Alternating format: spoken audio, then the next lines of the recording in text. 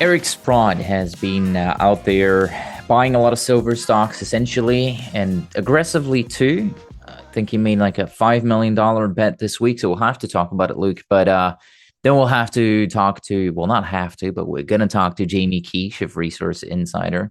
And right after that, I don't know if you're going to stick around for it or not, but we'll be hearing a DLE story, lithium story from Saskatchewan, of all places. So not uranium this time, but lithium.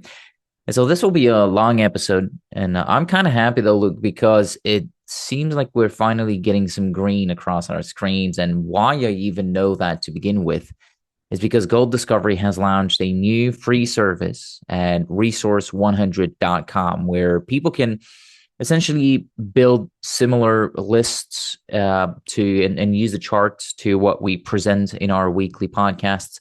And now I'm kind of stealing your thunder here, but this is essentially like the Billboard Hot 100, only it's not for fun stuff like music.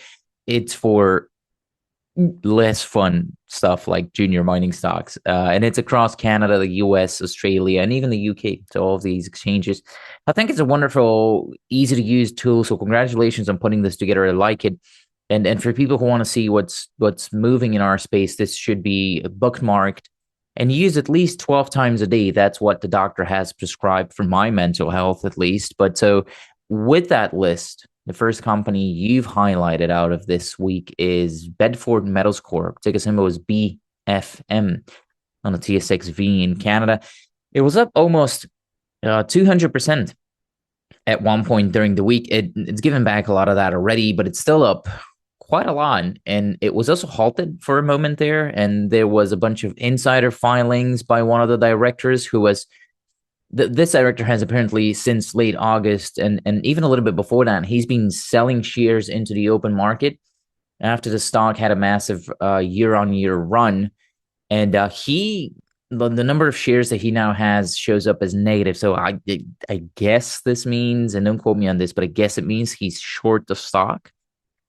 But anyways, the stock had a very nice run that took it from 4 cents to over $2.30. So from 0.04 to 2.3, right? So this is a 57-fold increase. It went up 57 times in a matter of a couple of months, essentially. And a couple of the directors started trimming into that strength. They didn't wait until the top, but on its way up, or have really been trimming into that strength since the stock started moving in the summer of 2023. So I don't know the story beyond the fact that I believe they have some uranium projects, if you could call it that, as well as they have a gold project. But at this point, with the director selling and this arch or rounding top formation in the chart and a couple of other things that I had a look at, this is not quite passing my smell test. So go ahead, change my opinion. What's happening? Yeah, agreed. It again is a we discuss some funny companies every now and then, and I always want to be careful not to judge too quickly because sometimes things are different than it seems. But really, really interesting situation here where the company has been going up maybe 20x or something in a very short period of time, from a tiny shell with 2 million shares out and a market cap of $300,000 to a fairly big company of, I think at the high, they were maybe over $100 million for really not much. If you read the press release, it's all about reviewing exploration plans, planning activities, doing satellite surveys. When you read these things, you get the impression, and again, I want to be a bit careful, but I get the impression that they are mostly reviewing stuff and not actually drilling or doing things that really can represent a $120 million valuation. And the insiders, I mean, this is not the first time these insiders have been involved with a stock that did so well in the early months on a very tight share structure, moving up step by step from 10 to 20 to 30 cents. And this one ended at $2.10 right now, more or less, and then dropped very quickly. Then they were halted. They had to provide an update on that, and they said there was no update, no undisclosed material. But this is not the first time that these people were in a stock like this. Kipling metals went from 50 cents to $5. Maybe there was a rollback, so maybe there were different numbers. But if you work with the current structure, 50 cents to $5, also are not too much, I think, and then dropped significantly. And another one, Arbor Metals, same thing. But this one surprised me because this one really went up for about 4 or 5 years in a row. Really lots of strength. And then volume started to come in and the thing came down. The impression you get is that they do, they have very tightly held stock. Only a couple of people own it. Not even the insiders that much, to be honest. They did sell into Bedford, but they didn't even own that much. You almost get the feeling that somebody else owns a lot of stock. And for some reason, they get a lot of volume into these things. At some point, they really get more volume than almost any $50 million stock on the exchange on a day by day. Whether they are, doing cold calls from boiler rooms or whatever. I don't know what kind of marketing they are doing, but they really know to attract, volume dollars into the stock. So I don't really have a conclusion, unfortunately, what really is happening here, but it's very funny. One of the directors even went short this week, if his CDI filings are correct. So very interesting if a director is going short his own stock. Is that actually right? Because I'm sorry for interrupting here, but so I'm looking at the CDI filings and it says New Balance negative 33,300 shares. Like, is this a mistake because the amount also doesn't mention the price at which he's doing this? But is he actively loaning shares and shorting his own company? Like that's not really happening, right? Well, that's what the CDI filings say right now. Like I said, it's a really, really funny situation, and I only included 3 charts that you will probably show right now in the recording. But there are more stocks than just these 3: Bedford, Kipling Metals, and Arbor Metals. There are a number of other companies with a similar price pattern, but I always review these things a little bit, and I didn't want to just take a chart and put it up here. These three I reviewed for a while to just see if I'm correct with my observation, but there were a couple of other ones. So, yeah, again, like Giant Mining recently, you cannot completely say with certainty, but it is funny. That is a bit smelly. I mean, if you look at the news, there's no real news, in my opinion, that really should represent a 100+ million valuation, which it was, and right now it's still a $60 million stock. So. But it's still interesting. I mean, if you could foresee, because if you could foresee something like that, you could have made money. I mean, it went up 57 times in a year's time, right? So you could have made money if you knew what was happening. My suspicion, though, is that nobody knew what's happening. Nobody still. I mean, you don't even know. And I play these games sometimes. I mean, sometimes you follow people that really know how to make a stock run, and really it's not always necessarily illegal. People make a big story in a very tightly held company, and if you get a bit of demand, then the stock goes up. Sometimes you would almost suspect that people are trading, almost bringing the stock higher between the main owners. But let's not go that way right now. I've played stocks that I was suspecting to do it, and sometimes it works out. The problem is that you're always playing in stocks you are based on the paper. So you're just checking, who's owning it, how many shares are out, how's the story developing. And in most cases, you have a rollback, a name change, and new people coming in. And that's often the start of something like this. But you can never really play it with a lot of money because you play something that you don't really fully understand. So if I do it with a small amount. And if it then goes 10 or 20x, pretty interesting. I once put in $5,000 in a stock and then it did nothing for 1.5 years, and then suddenly they changed name. I forgot about it, and the stock was worth, I think, for a while, $200,000, and I couldn't sell it because they had to send me new share certificates through my broker, and they didn't send that. And I asked, can I go short and sell it? And the broker recommended me not to do it because if the stock would go to $10, then I would have sold stock at $2, and how to get it back, So I sold it the moment I got it, and then it was crashing already. Once I sold, the thing went back up again. So it was apparently part of something, something that looks a little bit like this. So I play these things sometimes when I feel something like this is happening, but never with a lot of size because it's too risky to me to do that with people I don't know and a story I don't really fully understand.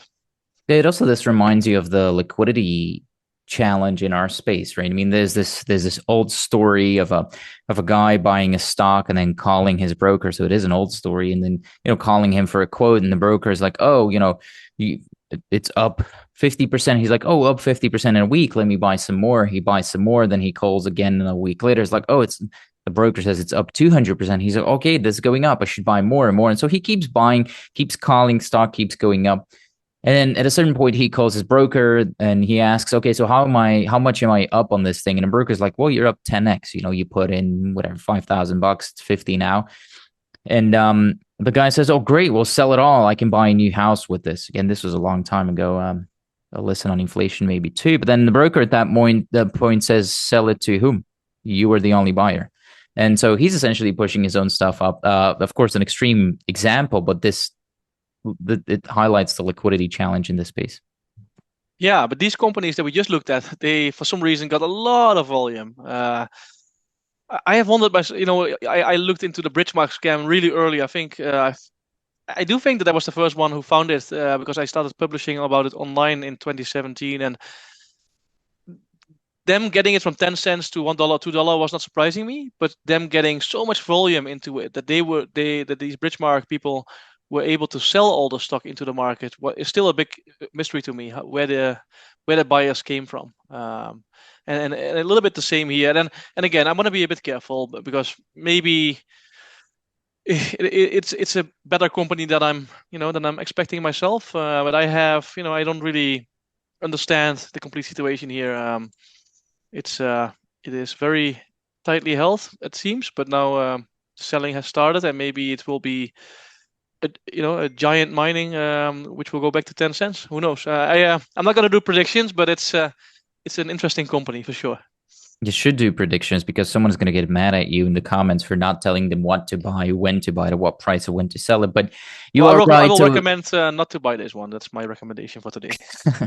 Well, they have it on record. And but look, if we're missing something here, so you said that this smells funny to you. Same to me. If we're missing something here, if this is a legit company, anyone's listening, please reach out to me. It's Antonio@resourcetalks.com. If it's management or whoever, if we said something wrong, help us fix it and prove us wrong. We're always open to discussion. We talk to anybody and everybody. So that's that. Next one that you have on here, we can keep it moving, Luke. Is Vior Inc. Ticker symbol was VIO. The company I interviewed a while back. I think I met them at Kai's conference in Germany, so I think you met him as well. He had a compelling pitch. Mark, the guy's name is Mark.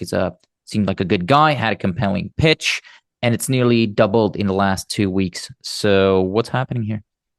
Yeah, I know them for quite a while. I think I first called them, must even have been before 2020, I think, because they acquired this Belter project, the flagship, I think at the time from O3 Mining or from Osisko. But it was a bit of a swap. I think O3 owned it, sold it back to Osisko Mining. They got it from Osisko Mining as a spin out, sold it back to Osisko Mining, and then Osisko Mining, I think, sold it to Vior, which led me to believe, like, okay, Osisko Mining wants to be involved with this property for some reason. And that turned out to be right because they started financing Vior, and it was a little bit of a prospect generator type company, very clean, good share structure, very careful in every step it took. And right now this year they made a very bold move by doing a very big financing. The shares out went from 90 million-ish to 100 million to 230 million or something. And so they raised $22 million, which could be a very smart move and could be a very stupid move, I think. I think it's almost either way. They have a lot of confidence in their Belter project. It's a historic mine, a high-grade mine, and they are going to drill it for extensions. And I almost get the impression that now that Osisko is sold, that maybe the Osisko people will, that this will become Osisko. Would it be number 3? Because you've got Osisko 1 and 2, and you have O3 Mining, and I don't know what number it would be, but like the Osisko number 4 or 5, whatever, company. Because they are already a big investor. They sold, of course, the company to Gold Fields, but maybe the Osisko executives will join this company. And that's just a big bet from my side. I didn't hear anything about it, but it just seems logical in a way because they have been involved with the property for so long. They like these sort of historic properties like Malartic, like Windfall, and this one is a historic property, high grade, with discovery upside. So it has Osisko written over it, and with Osisko mining owning 22% or something like that, maybe the executives of Osisko Mining are eager to get involved. But that's just my sort of guess. In any case, they raised a lot of money by issuing a lot of stock, and if they start to hit extensions of high grade, I think the company completely deserves the current valuation. But it's always a bit tricky to raise so much stock because they diluted 50%. They went from 100 million shares to 220, 230 million shares, and it's difficult to place those shares only with very loyal people. Maybe they did. We will find out soon. Well, actually, we already found out a little bit because the stock is trading quite well. But so it's a bold move. It's a risky move, in my opinion. But if they do find extensions of this big, at least high grade mine, then maybe this could be a sort of a windfall situation, and maybe the Osisko people will get involved. But again, that's my guess. It is a risky move. It's a huge program. So 60,000 meters is what we're talking about. 60 kilometers of drilling. So it's a risky move from the side that you were explaining, but the 60,000 meters in this region is also giving me some hope. Like I have something along the lines of like they have to come out with something out of that 60,000 meters. I also like the insider buying. So as opposed to the previous one that we just discussed, this one has seen insider buying.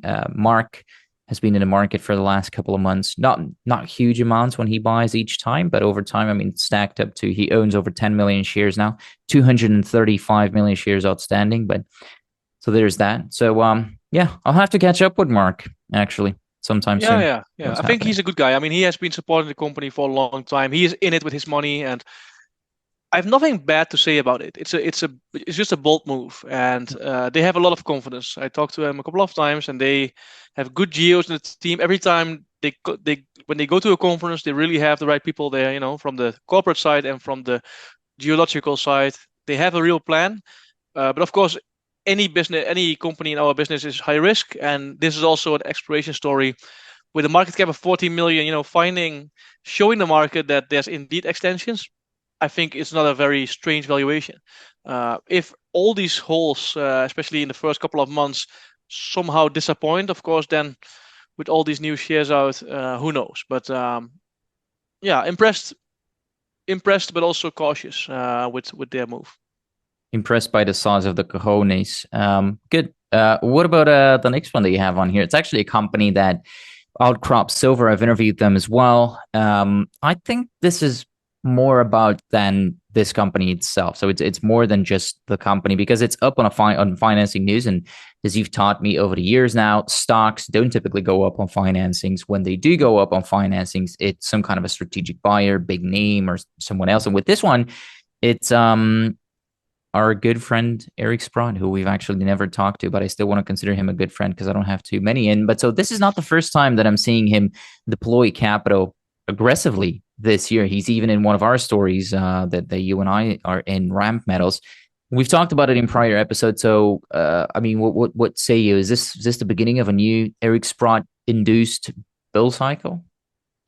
Yeah. You probably know more about Outcrop than I do. I know it's a silver company in Colombia. I don't know that much more. The reason I showed it is that I see a trend that Eric Sprott is buying again. And I mean, after his big years, 2020 and 2021, it was unsure. I mean, last year he didn't do too much, I think. And right now he's loading up on silver companies, and that's why I showed this one. And I see a trend. I see two trends. Eric Sprott coming into the market: Outcrop, Aftermath Silver, BlackRock Silver, Golden Spike, Dolly Varden, Ramp. Indeed, Ramp was I think more of a connection thing, gold discovery. But he's investing in silver a lot as well. That's one trend. And the other trend I see is indeed that companies that do financings actually trade up, which is often, that only happens in bull markets, really. So I am slowly, I'm hopeful that this is the start of a new bull market with a couple of other signs we have seen and discussed recently. But yeah, another sign. So Eric is investing, and if this trend continues, then maybe, yeah, well, he's putting $5 million in this. He took the complete financing, Aftermath Silver, complete financing. I think BlackRock Silver, not the complete financing, but at least 3 or 4 of the recent announcements with him in it, he took the complete thing, which is a bit of a trend change, and perhaps it will continue to go, and then maybe all these stocks will get a bit of a run again, like in 2020. So that was the thing I wanted to share. These two trends that seem to happen right now, but over time we will find out if he continues to put money in silver juniors. So I don't quite get what Eric is doing, and it's not like I know what I'm doing, but with him, I don't quite get the way that he goes aggressively into these stories, and they're far from perfect. All of them, all the companies that you just mentioned are far from. Outcrop Silver has 300 million shares outstanding to begin with, which is already a challenge, in my opinion. As you know, you would also agree with. But there's other challenges as well with that, with the company, as is with most companies. And so the way he's going so aggressively into these things makes me think that those are more thematic moves than company specific moves. And so I'm wondering, does it even matter outside of the bump that you get in your share price when, obviously, if someone puts 5 million, if someone with a name as big as Eric Sprott and as successful in building businesses and as smart as him puts $5 million in your financing all at once, then yeah, I mean, you get that bump. But is he even one to follow into individual names, or is he someone who you could look at more directionally, as in, getting bullish on a thematic more than an individual company? Well, I think having him in a company is almost never a reason for me to buy it, but it is often a very good option for the company because he's not the person that will or can really sell after 4 months because he's, he has a big position as an insider, and so often it's durable capital instead of having 40 or 50 people or 100 people into a financing who may or may not sell after 4 months. So having him in is a good thing, and I think indeed maybe this is his big silver thesis, because when I started investing in this junior market, I was watching all the Eric Sprott videos, all the Rick Rule videos, and well, I still do that from time to time. But and then he always talked about his big silver. Silver is $100, $200, and of course it never happens. But in the meantime, gold went from 1,100 to almost 3,000. So gold is not yet a three bagger, but 2.5 bagger almost. And it's not very crazy to think that silver will get a moment again where it will become a 4 or 5 bagger. So silver above $100 sounds crazy right now, but maybe if you take a 2 or 3 year time span, and in a very turbulent market, silver could actually make those type of moves if gold can make these type of moves. And in that market, I think all the silver names could go 10x, 15x, and maybe that's the bet he makes. He is, I think, always has a big sort of thesis in mind and invests accordingly. And of course, there's a couple of catalysts: either silver going up, or perhaps a company actually making a discovery or a real value add. And when he has one of those, then he typically really goes for it and puts a lot of money into these things. So yeah, it's not my strategy, but I guess for him it has worked over time, and we'll see if it works again. But indeed, I agree with you. It seems to be a bit of a silver theme rather than just stock picking alone. Yeah, it's much more top down than it is bottom up. That's essentially what I was trying to say, because I mean, I don't want to name specific names, but some of these things are kind of obvious where he jumps in and I'm like, really? And so, again, not that I'm one who should be judging him. So, yeah. Well, I hope he is actually starting off that silver run. We can use a little bit of optimism, just like it did last time. He almost single-handedly saved the space from the bottom in 2015 and 2016. That's a presentation that I think you worked on it with Dave Lotan, I believe, or something along those lines.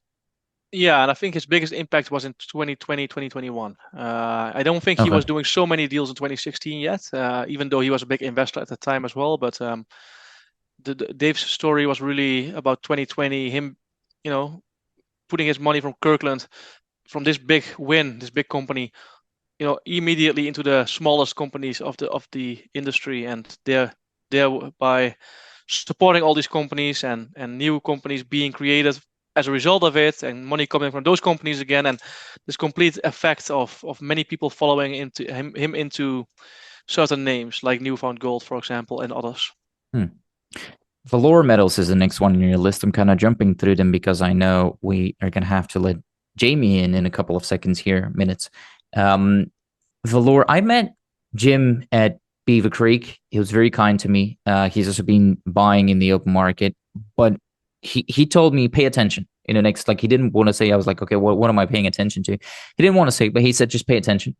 And so ever since the volume in the stock has been very high, I think the stock is up. What is it? I think when at Beaver Creek, it was like 4 or 5 cents. It's 8 cents now. So it's essentially double. It's not a high market cap, 14 million bucks. That's VO on the Ventures Exchange in Canada. So what's happening here? Why do you have it highlighted? Yeah, sometimes I mean the headline isn't always telling you a lot. And I saw this week my AI digest tool. It sends out summaries of news releases, and it had a really nice headline. It replaces the headline basically by an AI summary. Valor Metals CEO sells shares for $2 million to subscribe for 1.9 million worth of new treasury securities. And I looked into that, and he actually sold stock at an average, I think, of 6 cents, and is buying them back for 7.5 cents per unit in the financing to make sure his company is cashed up, or his private placement is subscribed. And I mean, he sold everything in the market. It even seems to be not even a cross or something, because there were many transactions in the days that he sold. So maybe he just sold it to, yeah, odd, because you would expect this to be sort of a transfer from one other person. But it seems to be, selling in the market. But where's all the buying coming from? He has been buying the stock for years. Really impressive. Yes, bought stocks over the year and really in size in the market. A bit like Dave Lotan always does with Orion, as one of the few directors. Really, keep on buying in the market, especially in bad times, but even in pretty good times as well. And he was a bit comparable with Valor as well in over between 2019 and 2023. But the company really went south. They spun out a couple of assets into a new company, and their Brazil PGE project was not in favor anymore. Now they have verified doing AI on it and trying to find new targets. So this is another move which I don't fully understand, but apparently it was sort of planned. If he suggested that something was going to happen, and yeah, I'm impressed with him putting the money back in again. But of course, he sold it first. He probably put in so much money already that he has to do this, which is in a way understandable, but a funny move as well. I've never seen this in a press release.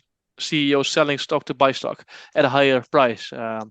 So he's still, working for the company and working hard, I guess, to make sure that the company is cashed up for its next round of work. So, yeah, quite interested to see what happens with this company.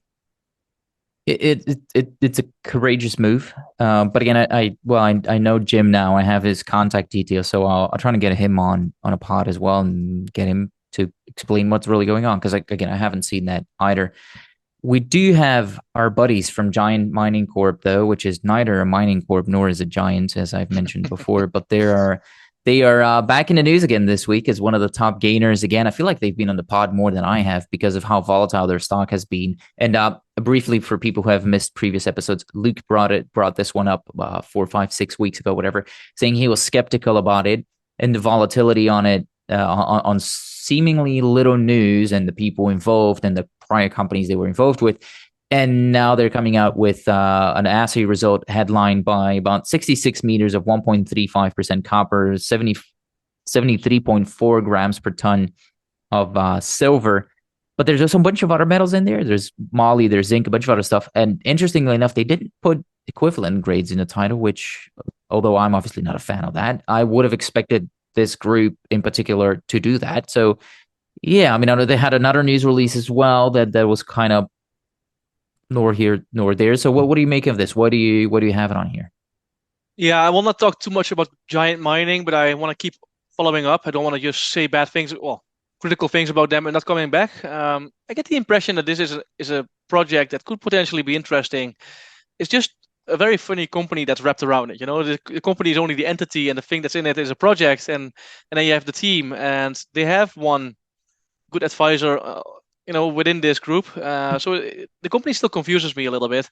I wouldn't personally touch it because of how it trades and the actions they have done. But it was obvious to me that this is a project that had a lot of drilling before, and I guess this is not a complete discovery. This probably is twin or, you know, a confirmation hole. On the, you know, first impression, quite impressive numbers. But yeah, I just wanted to say, like, they came with results as they, you know, after the spike to $1.80, fell back to 20 cents. Now it's trading up a little bit. It's a little bit like Bedford. You don't really know what's happening, and everything you read, you know, gives you a bit of an impression. But who is buying it? Who is selling it? What is happening behind the scenes? I don't really know, but I know that it's unusual. Maybe it's usual in the sector, but yeah, I will leave it with that.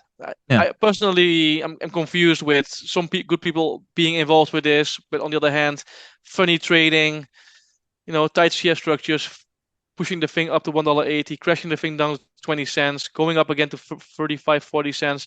Really not related to the project quality or something, but just, you know, the way everything is structured with financings and ownership. And I don't completely get the full picture, but it is related to this, to those ownership and financing and people selling and buying behind the scenes, probably not being insiders, but being free to buy and sell stock in the market. Funny situation again. Well, here's another one that I know you like. Azimuth Exploration, AZM. That's the ticker symbol. Up a little bit this week, about 20%. They've announced a new high-grade nickel discovery. I've interviewed them before as well. My opinion is that it's a good management team, but I know you like Jean-Marc as well, and just overall high-quality people involved, really. So, yeah, what do you make of this? Why do you have it on here? Why is it moving? Yeah, I probably know them 8 years in person. A really, really honest team. I would suspect he's one of the best geologists in Quebec, and who, you know, I don't want to make a top 10 or something, but he's just, you know, very experienced, very serious, not a typical promoter. Sometimes, of course, you need a bit more of a promoter. I think he has hired some of it. There's some people who have a bit more of a corporate focus. I think originally Jean-Marc is more of a geo-focused person. But many projects always knows to find something of interest again. I was pretty early, you know, in Azimuth before the Elmer discovery, and the stock went from 30 cents to $3. I participated between 40 cents and $2.80 or something. At that point, it became a little bit too much for me too quickly, and I sold. I bought back based on lithium results and some other projects that they generated. And this one is really impressive to me because I like nickel discoveries, the real ones, and there's only 5 or 6 or 7 real ones in the last 20 years, like, you know, meaningful, high grade or big. Chalice mining, of course, Voisey's Bay in the 90s, Talon metals in 2010. Lundin made a discovery very deep with high grade in the US in 2015. All these discoveries, these really big ones or high grade ones, became $1 billion projects, billion plus. And Azimuth just channel sampled 3% nickel over 8 meters with 2 grams of PGE, and then 9 meters of 1% nickel with 1 gram of PGE, about 60 meters away. If you can drill those numbers, and these are not drill holes, these are channel samples, really greenfields, new discovery in James Bay. If you can drill these same numbers, then I think you have a real discovery. And I've seen companies going up 10, 20, 30x. Well, from a 5 million valuation, this is not a $5 million company. This is a $40 million company with 10 million in the bank, with a gold discovery that's still ongoing, with new exploration around the gold discovery, with lithium discovery, a big one, with other prospects, with Rio earning in. Really a lot of projects, and this one sort of came out of the blue for me because I talked to them recently, and we didn't really talk nickel this time. So I bought quite a bit of stock in Azimuth this week, because I was impressed that the market was not really reacting much. I think there was a big seller as well this week, so a lot of stock available. In my opinion, Azimuth was already cheap before this discovery, but with this discovery on top of it, really impressive. But it's still only a channel sample discovery. and a lot of grab samples. But Jean-Marc is not someone who just publishes something like this to promote the market. I talked to him in person this week. He is surprised that the market didn't really pick up on it. And the style is comparable to Cambalda in WA. I don't want to really explain that project because then I would suggest this is something similar. The style is similar, and that project is high grade, but a number of smaller, a lot of smaller deposits together, which became a very big project as a whole. I mean, let me leave it with that for the moment. But it's very interesting. They don't know yet when they can drill it because it's with a partner. The partner is earning 70%. So Azimuth doesn't have to pay up for it for quite a while because there's another 4 or 5 million to be spent, and then another resource estimate, and then another PEA. So it will take a while before the partner is at 70%. And in addition, you get all the upside on the gold, on the lithium, and all the other projects they have. But again, if they drill these numbers, 3% over 8 meters below these outcrops, I think that it's a genuine nickel discovery, and the stock could really go up quickly.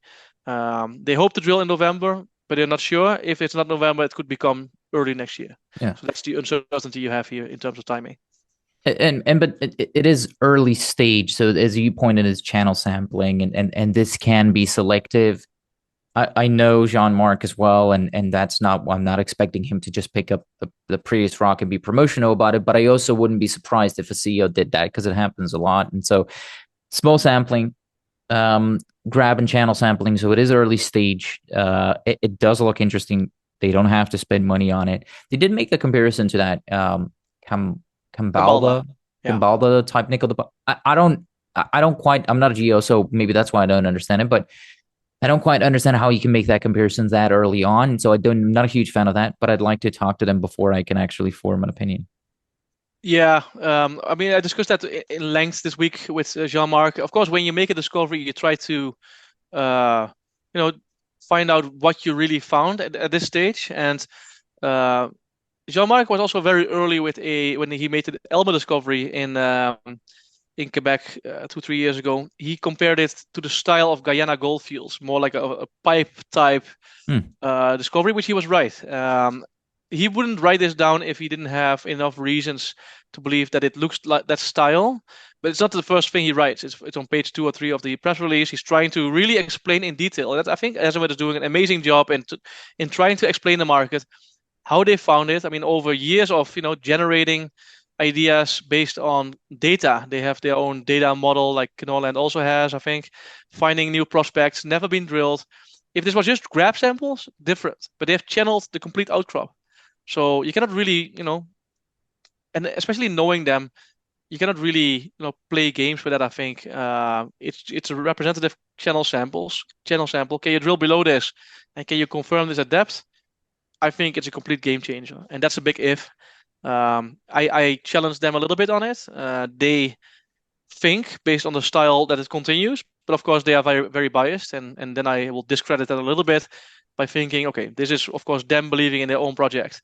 But if it continues to depth with widths like this, you don't need a lot of tonnage for it to be very valuable. And Gold Candle, which is a private company, in a little bit closer to infrastructure. This is close to infrastructure too, but in James Bay. Gold Candle is a Pierre Lassonde company with a gold project, a big gold project.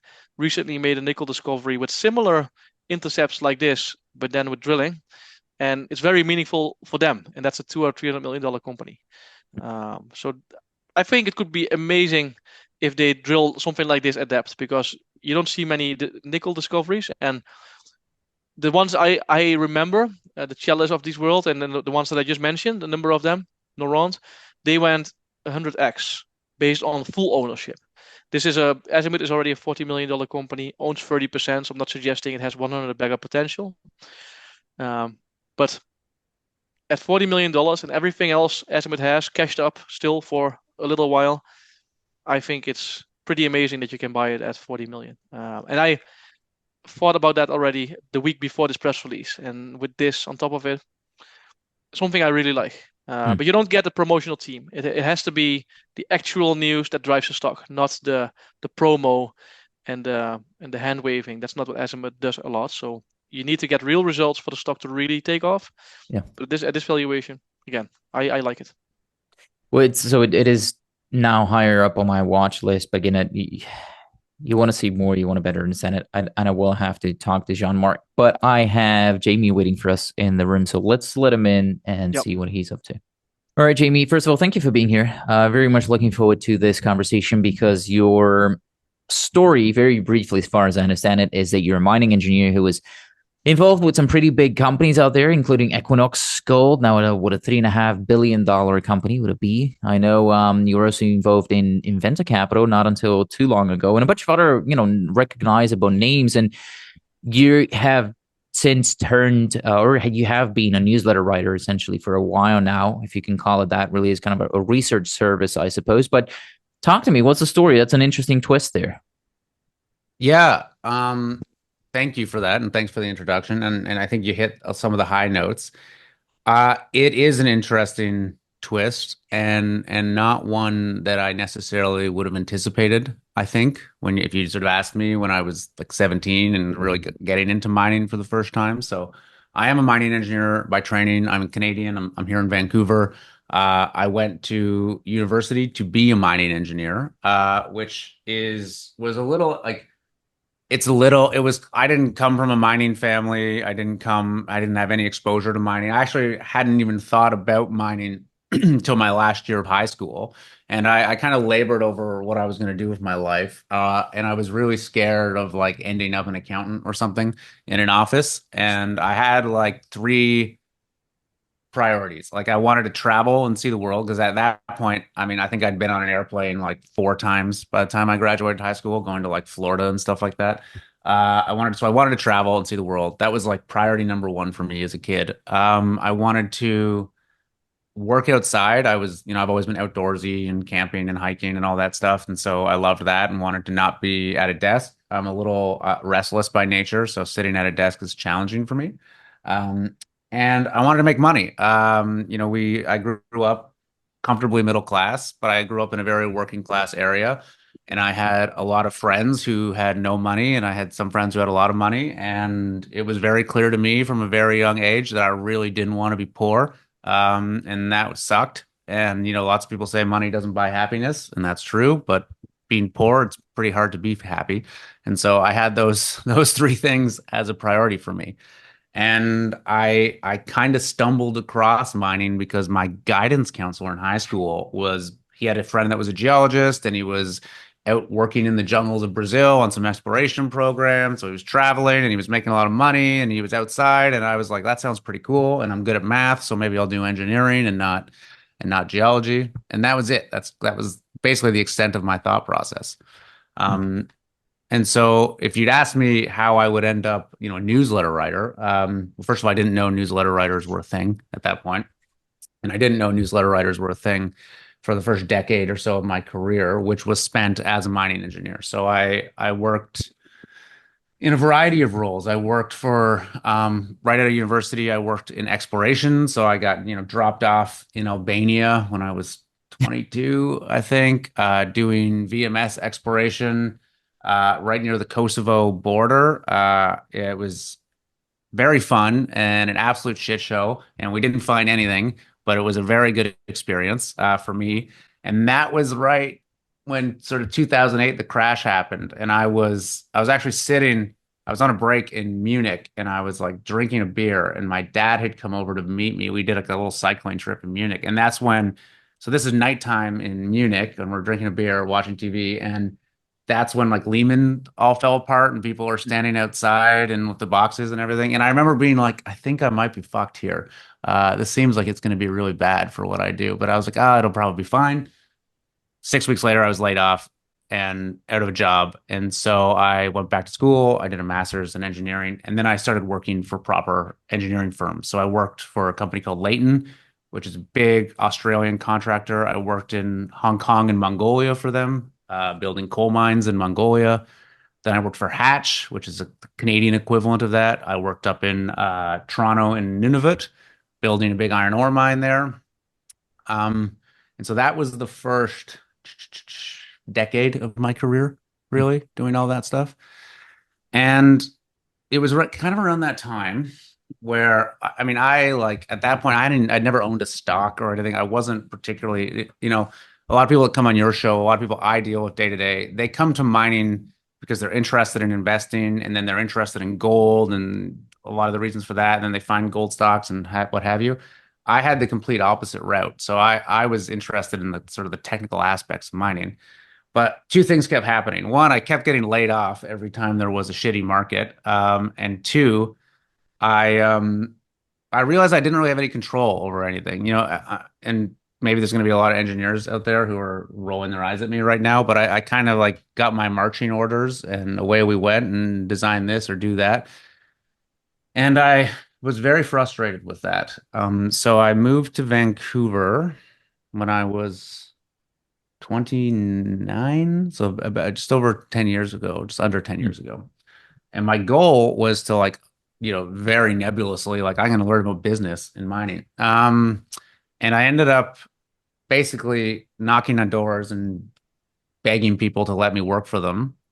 And something I was doing, maybe something similar to what you guys have done with different goals in mind, but I was writing articles about these things. So I knew this guy named Tommy Humphreys. You guys probably all know who he is. He ran CEO.ca. Tommy and I kind of like struck up a friendship randomly. We're the same age and kind of doing the same things. And I was always just writing articles for CEO.ca. One of them I wrote about was this little tiny company called not called Anthem United, which was a $20 million company. I wrote an article about them, which caught a lot of traction. I really understood well what they were doing at the time, which was toll milling in Peru for what that's worth. And then I hit it off with the CEO, a guy named Greg Smith. He hired me, and that company over the next 3 years became Equinox Gold. So we went from a $20 million company. I think we were about a $2 billion company when I left. We did, 5 or 6 acquisitions. I like started that job not even knowing what a warrant was, and then going through like all these mergers, all these acquisitions, all these financings, all these due diligence processes. And it was like a PhD in mining, M&A, and finance that I was very, I'd love to claim genius for this, but I was very lucky to have found a seat next to the right people that really knew what they were doing. And I got to learn from them. And so that was kind of what launched me into my investing finance stage of my career. And now you're here, which is what I want to talk about. And it's interesting you went to Albania and liked it. I've heard different opinions on it. Well, it was interesting, right? And like I was 22 and I was a lot more interested in like travel and drinking than I was in rocks at that point in my career. And Albania offered a lot of those opportunities. Okay. And so I understand that you were terrified to be an accountant because I'm an accountant by education. So thank you for that. And I've spent some time in an office. But now you're doing YouTube videos. So I spent some time in an office and that pushed me to go into the hospitality industry of all places. And now I'm a talking head on YouTube. So there you have that. But I mean, that actually is a topic. So we joke about it, but that's actually a topic for me at family meetings. When they ask me what I do, I don't even know how to explain it. And so, they're like, oh, but you spent all these years studying for an accountant, you have a finance degree, whatever. And now you're doing YouTube. And then, I mean, you had restaurants, which are, people can see those, right? You have family coming to those and it's brick and mortar businesses and they kind of see it as a tangible thing. And now I get these, but so you must get the same questions. I mean, going from mining engineer to writing newsletters. Yeah, right? I'm pretty sure no one in my family actually understands what I do for a living and has. So you're still at the stage where they ask you. Mine are at the stage where they don't care anymore. And they're like, well, you seem to have a roof over your head and a car, so you're doing okay. And they, but it's, writing newsletters, doing the sort of content production you are, investing in these little kind of junior mining companies. It's so niche that to understand it requires a lot of background information that few people have the patience to sit through or the interest to sit through, was what I would say. I think the backgrounds of people are indeed so different. What do you think that I feel like when people really enter this space, they never go, they never leave again, even though it's so miserable sometimes or a lot of times. What do you think really attracts people to stay here? I think, okay, I thought about this a lot. There's an element, there's different types of people who come into mining, whether they work in it, whether they're investors in it, whether they're kind of influencers. There's obviously kind of people from my background, which are like really coming from the technical side and then get an introduction to the finance side. Then there's people who are in finance, and most of these are in Canada or Australia, and where finance is really dominated by the natural resource sectors. And then there's like the retail crowd, right? People who are doing something, maybe running restaurants, maybe being an engineer, maybe whatever, that has nothing to do with this. And then they sort of stumble into this industry. It's one way or the other. You know, again, you mentioned we write a newsletter. I have hundreds of subscribers, people that I talk to on a daily basis. So I have a good understanding of the actual journey most people make. And it mostly starts one way, which is they, for whatever reason, rightly or wrongly, have some sort of crises of faith in government and currency, and then they find gold or silver and they, you know, buy a bunch of gold bars or gold coins or what have you, and then they store them under their bed, and that seems kind of cool. And then they find gold mining companies or gold ETFs or some sort of other version of that, and then they, depending on how hardcore they are, they kind of work their way down the ladder to, okay, there's, you know, we're going to invest in the major miners, and then we're going to, oh, there's these mid-tier ones and you can get levered returns. Then they find out about junior mining, and then they're like, oh, wow, you can make 100 times your money if one of these things hit. And then they get into that. And then if they're really diehard, then they get to someone like me, which is like focused on a lot of private companies and private placements. So I get the most gung-ho of the people in the sector. And I kind of think of, in some ways, mining has, like, I always think of it, it's like Dungeons and Dragons for middle-aged adults, that it's like there's a hobby element to it too, you know. They're like, oh, I got my little universe of companies that I follow, and I'm in touch with the CEOs, and maybe I go on site visits, and it's like, it is exciting, right? Like, we can all buy Apple, and you should buy Apple, right? Like, don't put all your money in junior mining companies, for the love of God. But you should put some of your money into them. There's a lot of opportunity there. There's a lot of upside there. There's also a lot of opportunity to lose money, and it's exciting, and it can be a very fun and lucrative hobby for a lot of people. And I think that is the role it fills in a lot of people's lives. You said you have a car. I would like to know what car, but also it looks like you're in Vancouver and you have a roof above your head, which basically means you're a multi-millionaire or something along those lines. So how do you, what's the business model? How do you make money? Is this a subscription paid business model? Is it issuers paid? How does that work? Yeah. Well, first I drive a 2018, is it 2018? Maybe it's 2020 RAV4, which Nice. Unfortunately has a dent in the side of it where I hit my own garage. So I fucked up my garage and my car in one fell swoop. And I have a Ford F-150 that I bought for $1,500 from a bankrupt mine. So those are my two cars. One's mostly for skiing, and one's for shuttling my children around. Well, that's like Rick Rule, right? I think Rick Rule recently admitted that he's driving a RAV4, so you're in good company. So more millionaires drive Toyotas than any other car. Interesting statistic there. So Sure. But I'm in good company with Rick Rule on that one.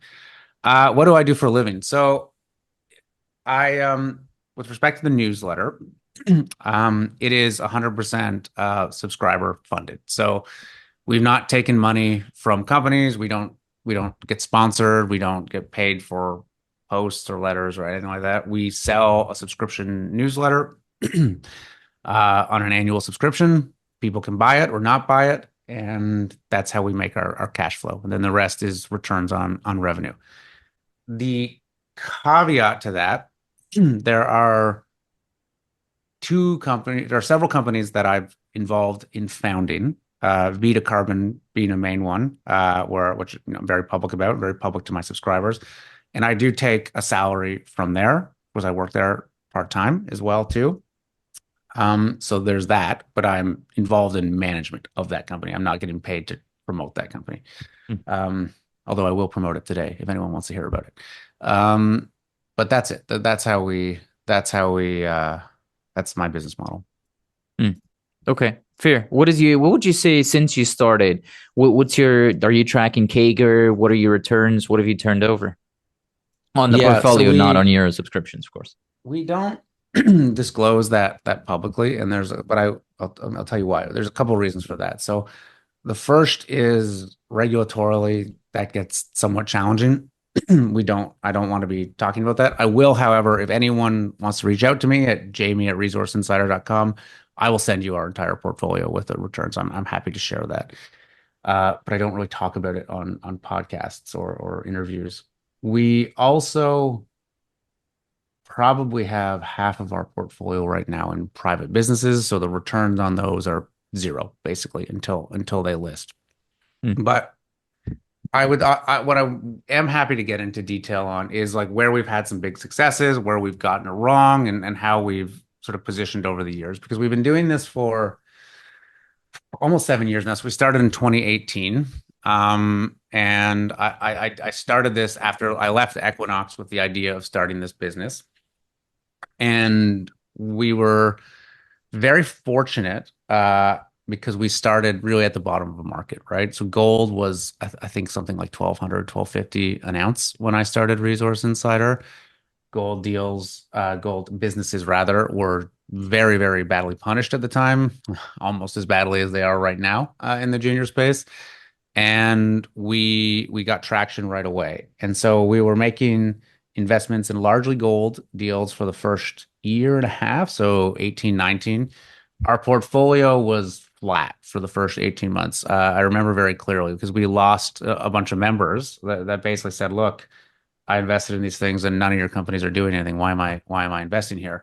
And then COVID happened, right? And so we had great returns on the portfolio. We across the portfolio had multiple time returns.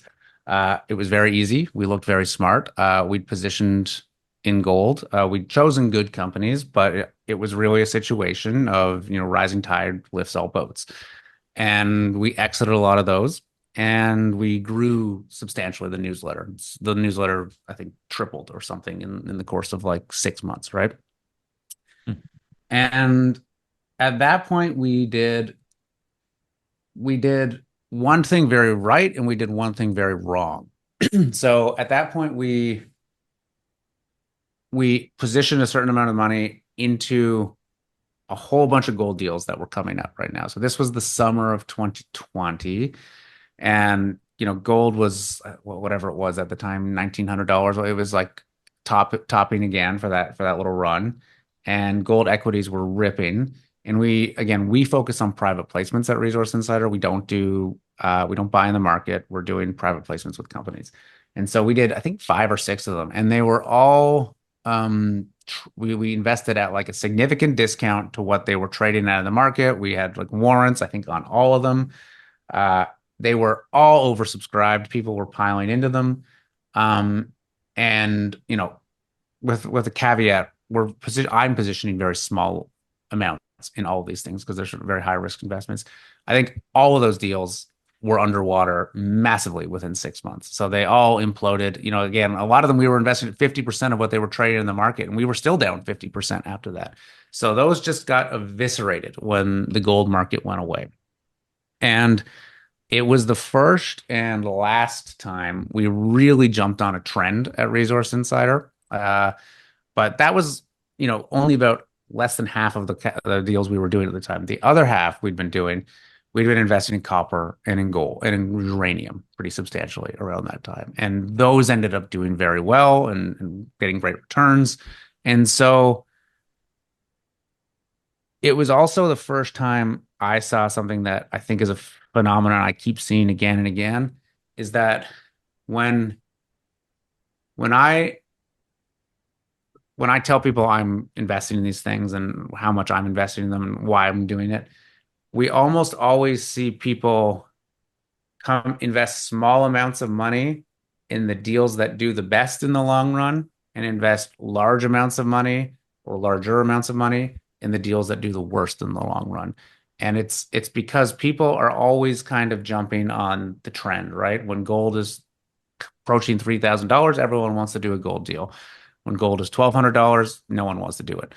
So one of the reasons I I don't talk too publicly about our portfolios because I don't tell people how to position their own money, right? I position mine. We invest in deals. Some guy can come in for 1% of his net worth, 100% of his net worth, zero. We don't have any control over that. So we don't really talk too much about that publicly. But what we what I'm trying to do now is sort of provide a history of what we've done and how it's worked out. And so that led us to, where are we here? I guess we're in like 2021. And at 2021, I started seeing a lot of the shine come off the junior markets and junior mining in general. And I've started positioning personally myself very heavily and in the newsletter into private mining businesses and private energy businesses. And we've done a lot of that for the last 18 months or so, and those are starting to come up now to list soon. So that's where we've been the last almost 2 years. How do you deal with people, all the emotions? Because sometimes it's hard enough to deal with your own emotions in this sector. But if you also have investors and many of them, and of course, if stocks go down 50, 60%, like you said in 2020, I mean, do you get phone calls? Do you get emails? How do you, I mean, is that a lot of work to comfort these people? Or sometimes you cannot even comfort them because the money is gone. How do you deal with that? Well, I think the first step to that is doing your best to properly educate people before they invest in anything. So if you read the newsletter, like I said earlier, first of all, we position very, very small in most of these higher risk deals. So any sort of drill play or early stage exploration play, we spend a lot of time discussing the risks on these things and what could go wrong and the likelihood of them working out. So I try to do a very good job of helping people understand what they're investing in and why they're investing in it in advance. And so that actually solves a lot of those problems. I would say we rarely get much negative feedback or concern when a stock goes down because people have been pretty well prepared for that. And on the whole, our portfolio has done very well. That's the other thing we try to say is like, don't bet the farm on any one stock. The goal, what I do and what I would recommend anyone else do is build a portfolio of these things and think about how your portfolio is behaving over time, let alone the gyrations of any one position. That being said, yeah, we have had people who have invested in things that we're talking about and they've lost money on them and they're upset about them. And my comment to them is I'm always happy to have a phone call or reach out to me. And I mean, if they've lost money on it, I have too, and I can explain why we did it. And, you know, that's life, right? I'm not running a mutual fund. You know, we're not recommending people give us their retirement savings. What we do at Resource Insider is designed for people who are very interested in getting specialized exposure to natural resource projects and taking risk in those projects. So that's what we do. We're very clear about that. And, you know, part of the risk is you can get the 10x returns, which we have got. And part of the risk is you can get the 100% losses, which we have. Well, we've never got 100% loss, but we've had 90% losses in our portfolio. And that's how it goes. Well, so you say your portfolio has done well over time, and why I was asking you for your CAGR is because of what I call the newsletter conundrum, if you will, which says if you're doing well enough with your stock picks so as to sell your picks, essentially, why not just live off of the portfolio? Like, why even go through the headache of writing a newsletter and deal with everything that you're talking about? Well, there's two reasons for that. And before I answer, I'll take a step back and explain actually what we do at Resource Insider. So we're a little different than a typical mining newsletter. I don't sort of write up junior stock picks on a daily basis. What we do is specifically we have a product designed for credit investors. So to buy our product, you have to be an accredited investor, wherever you're based. And all we do is we look for private placement deals. So a private placement is when a company's trying to raise money, they're issuing new shares, they're not selling them into the market, they're selling them to credit investors, institutions, corporates, that sort of thing. And the advantage of private placements is often you can get great deals, right? You can invest at a discount to what the stock is trading at. If it's already publicly listed, you can get warrants associated with that, which have their own potential benefits. Where we really have done a lot of our best work is in private companies too. So I would say my preferred way to invest and kind of a niche that I have is I look for private companies that have an intention to list on a public exchange within, on average, 6 to 18 months of when we invest in them. And I can talk about the reasons why we do that, but to answer your next question, it's important to understand that that's why that's our business model and that's where we focus. Because why do I have a newsletter? Well, I have a newsletter for two reasons. The obvious reason, and I would, it would be disingenuous not to say this, is I want to make money, right? Like, this is not like an NGO or a charity. I'm trying to make money here. This is not my hobby. It's my job. So I have a specific expertise. I want to sell that expertise because that's why I developed them. So I make good money from selling newsletter subscriptions. And that's great. It affords me a great lifestyle. And that's particularly good because most of my money from investing is chunky. You asked me what my CAGR, year over year return is. I don't actually know what that is because I invest in longer time frames. And some years I make a lot of money, and some years I make zero money, and some years I lose money. So I don't actually know what it is year over year. I have a good idea for what it's been over the last 10 years.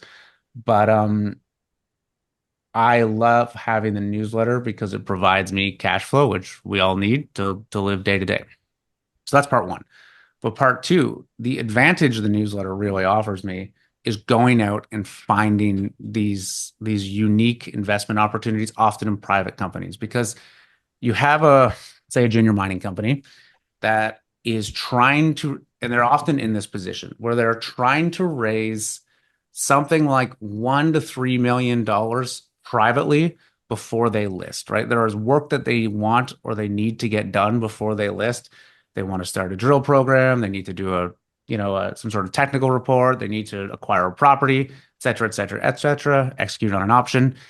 And that money, that first $1 to $3 million privately, it's really hard to get. It's hard to find.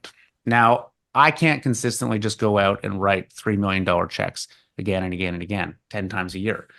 But with hundreds of investors investing alongside of me who like the research we're doing and like the reasons that I'm giving for why I'm investing, we've consistently hit that sort of number. So it allows me to service an underserved market where for early stage capital that's hard to find. Now, the advantage of having that volume of capital come in is it gives me negotiating power as well too, right? And that's a really nice thing to have, because when a company's public, the valuation is the valuation, the share price is the share price. When a company's private, the share price is whatever someone's willing to pay. And so the more money one can bring to bear, the more negotiating leverage someone has on what that price is or what you get for those deals. Do you get warrants, or do you structure it as a convertible note that has a very favorable conversion, which we've done before? There are all sorts of things you can do. So having the newsletter has given me tremendous negotiating power to go out and get better deals for myself and for the people who are investing alongside me. So that's the reason. Those are the two reasons. If I'm a subscriber, and I think I would subscribe for the reason of you having the right contacts and getting me into a deal that I would otherwise not get into privately or maybe publicly. What about if somebody really likes a certain idea? Because I guess you give them the option to buy or to participate, not sort of the obligation. And I like a deal so much that I'm saying, okay, this one I really want to go in with a certain position. Is everybody getting a fixed allocation every time, or how does that work? Yeah, so very good point. So if you're a Resource Insider subscriber, we're a publication. So we're not a fund. I don't manage money. I don't tell people what to do. What I do very strictly is this. I go out and find things that I'm investing in, and I say, hey, Luke, if you want to invest, this is how you do it. Reach out to this guy, ask for an allocation. And I show them how to do it. And then I also provide them very in-depth research, right? We have reports, we do interviews with management, we do Q&As, we provide lots of information to try to equip these people who are all like relatively high net worth individuals, sophisticated investors, to make a decision that's right for them. So if they want to go all in on a deal, that's their prerogative. If they don't want to invest and don't want to do anything we do, that's their prerogative as well.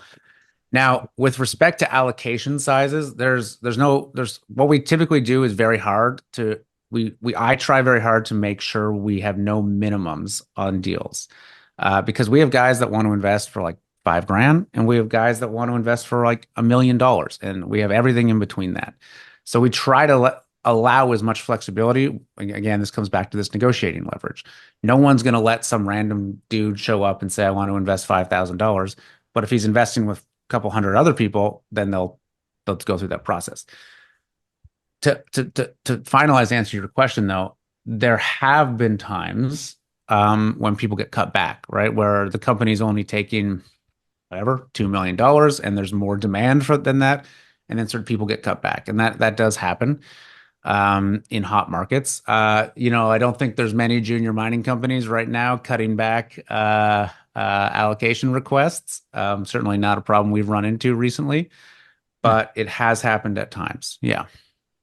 Because you negotiate with a company.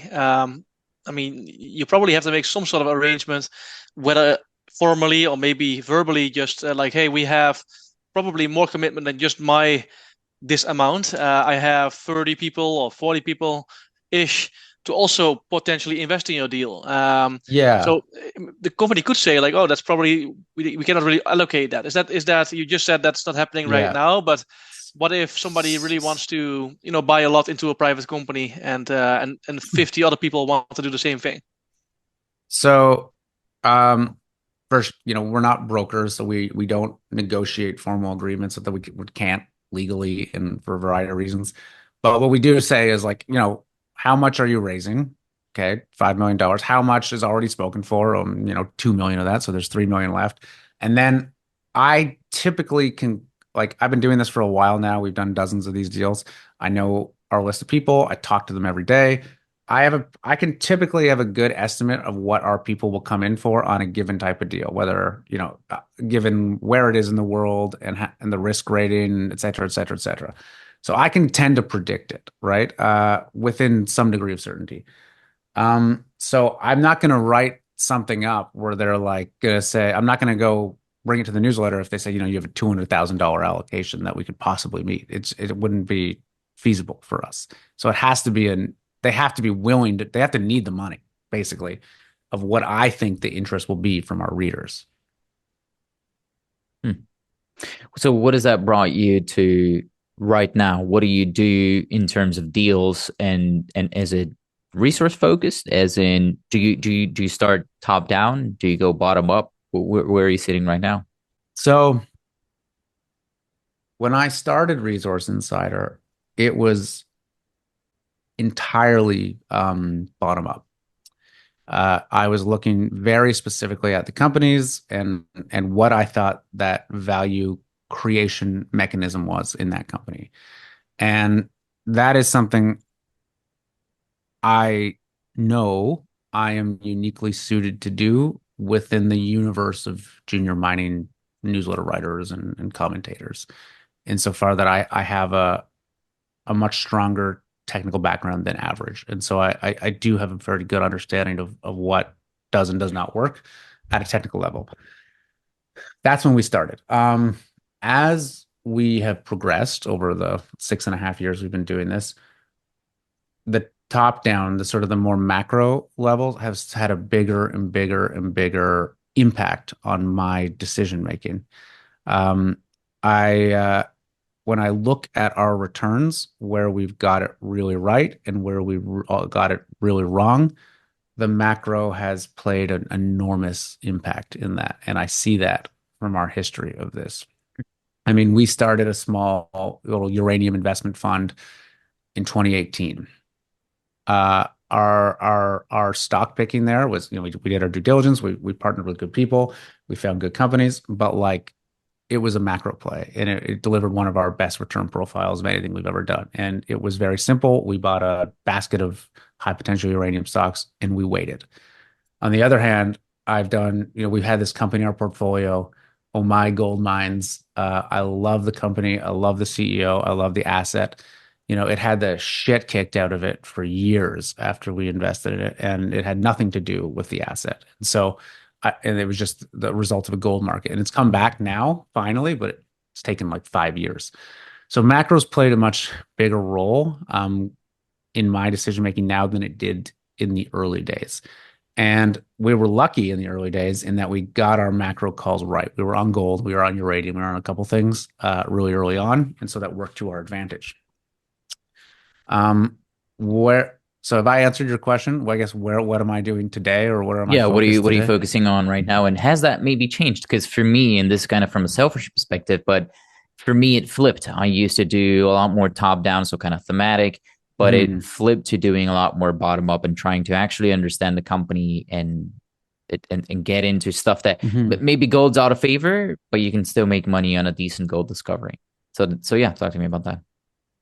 So I would say our strategy has changed significantly. And our members, some of whom will be watching this, will know this. Our strategy has changed substantially over the last 2.5 years. So at the beginning, we were all junior mining all the time. And, I had a huge percentage of my net worth, which I don't recommend to anyone, tied up in junior mining companies. And for the most part, that did really well.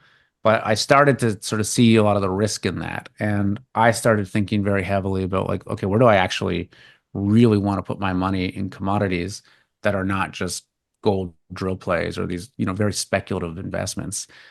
And I started to diversify into things that were cash flowing businesses and either energy or energy adjacent businesses. And that we took a big shift into that. So probably the most notable thing we did that was way outside of our initial purview is at the beginning of this year, we partnered with another newsletter, an old friend and partner of mine, a guy named Chris McIntosh, who runs something called Capitalist Exploits. We worked with him and we purchased a frac sand terminal out in North Dakota. So it's a terminal that holds frac sand. It's basically a big train loop and a lot of storage facilities, and it services the drilling market there. And we did this because frac sand is a mined commodity, something I understand well. Storage, transportation, that's kind of the basics of mining engineering too, something I understood pretty well. And we wanted exposure to the energy market. So we privately acquired this business, the combination of equity and debt, put a management team in place. And I, alongside many of our readers, own this business now. And it's a cash flowing business. It is not intended to list anytime soon, probably ever. And it's designed to be a dividend generating private company. And for me, I'd been thinking like, I want less money in junior mining companies. I want some diversification out of the stock market in general, because, the stock market, depending where you sit on this, I think is very inflated and in an interesting spot right now. And I wanted money in private cash flowing businesses that I had some sort of control over or some sort of say in. And I wanted more exposure to commodities, infrastructure, and energy, particularly in the United States. We spent 2 years trying to find this thing. We found it. We cut a deal. We got it. This really scratched my own itch, and it turned out was something that was in high demand for a lot of our readers as well. And so there was a lot of interest in something like that. So how I look at my own commodity portfolio is I want to own these sort of private cash flowing businesses. I want something that's stable, something that's relatively reliable, something I don't have to really look at day in, day out, but I can kind of hold for many years. And then I do want to also choose my bets carefully, my speculative bets in the junior mining space. And, recently we did a private placement into a private silver company that acquired an asset in Mexico for, a fraction of the work that had been done into it, the money that had been spent on it. That's intending to list, I think, sometime this year or maybe early next year, depending on how they go. So again, that's a high risk silver bet, which I think will work in our favor. And then we have sort of the frac sand terminal, which is not sexy, but a cash flowing business. And I'm trying to build a portfolio that manages those two things. How does this combination work between the frac sands business and your Vida Carbon CEOship? Yeah, so maybe you explain a little bit about your involvement with Vida Carbon for the listeners who don't know. Vida is another good example of this. So Vida is a private currently, but not intending to be forever, private carbon credit investment and development firm. And so I'm the chairman of the company. We have a very well-qualified CEO just down the hall there. We have a small team.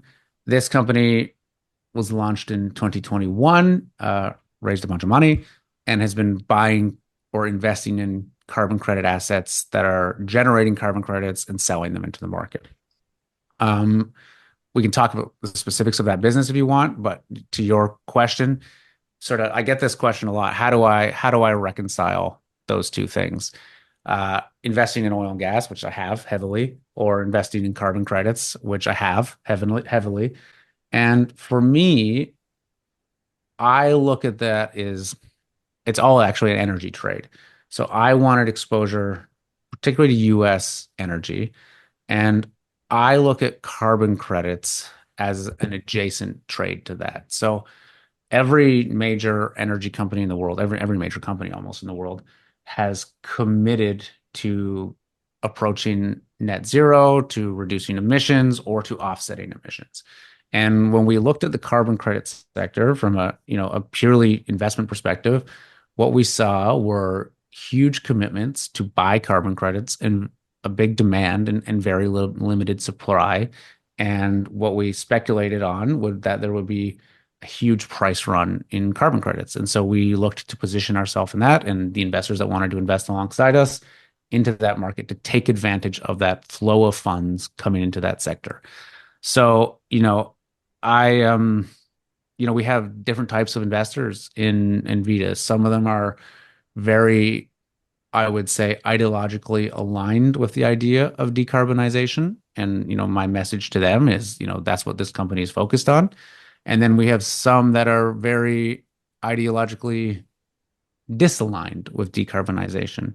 And the conversation I've had with them is, if you truly believe that decarbonization is a hoax and an agenda that is being forced by whomever, name your shadowy group, the World Economic Forum or whomever, and they're forcing everyone to do this, if you believe that's happening, then you want to protect yourself from that. And owning exposure to carbon credits is a hedge against that, because if that's going to happen, they're going to go up in value and you're going to want to make money from that. And I think decarbonization, at least for the time being, is happening. There's a lot of pressure on that. I think, I'm not here to debate whether that's the right thing or the wrong thing.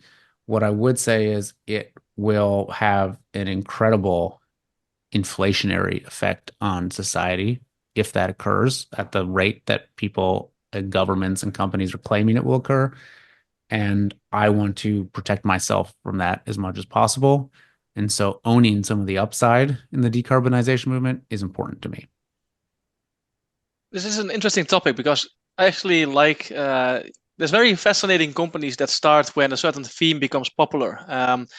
You probably know about the Hive Bitcoin company. They were one of the first ones to act as a company, and the company went, really crazy, and people criticized how it was founded. But in the end, it's still a company, and still quite a big company, and probably successful. I'm not following it enough, but it's still, a big company where people invest in, a go-to name.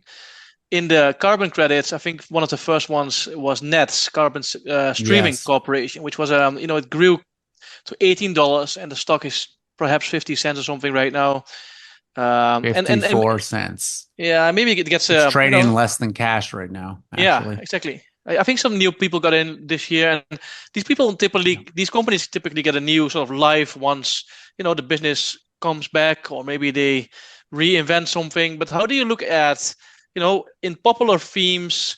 It's sometimes difficult to differentiate between the ones who really want to start a new business. For example, there's a Star Royalties company. They also have started carbon credits, and I think they are doing real good work in that business, and it has They potential. are doing good work.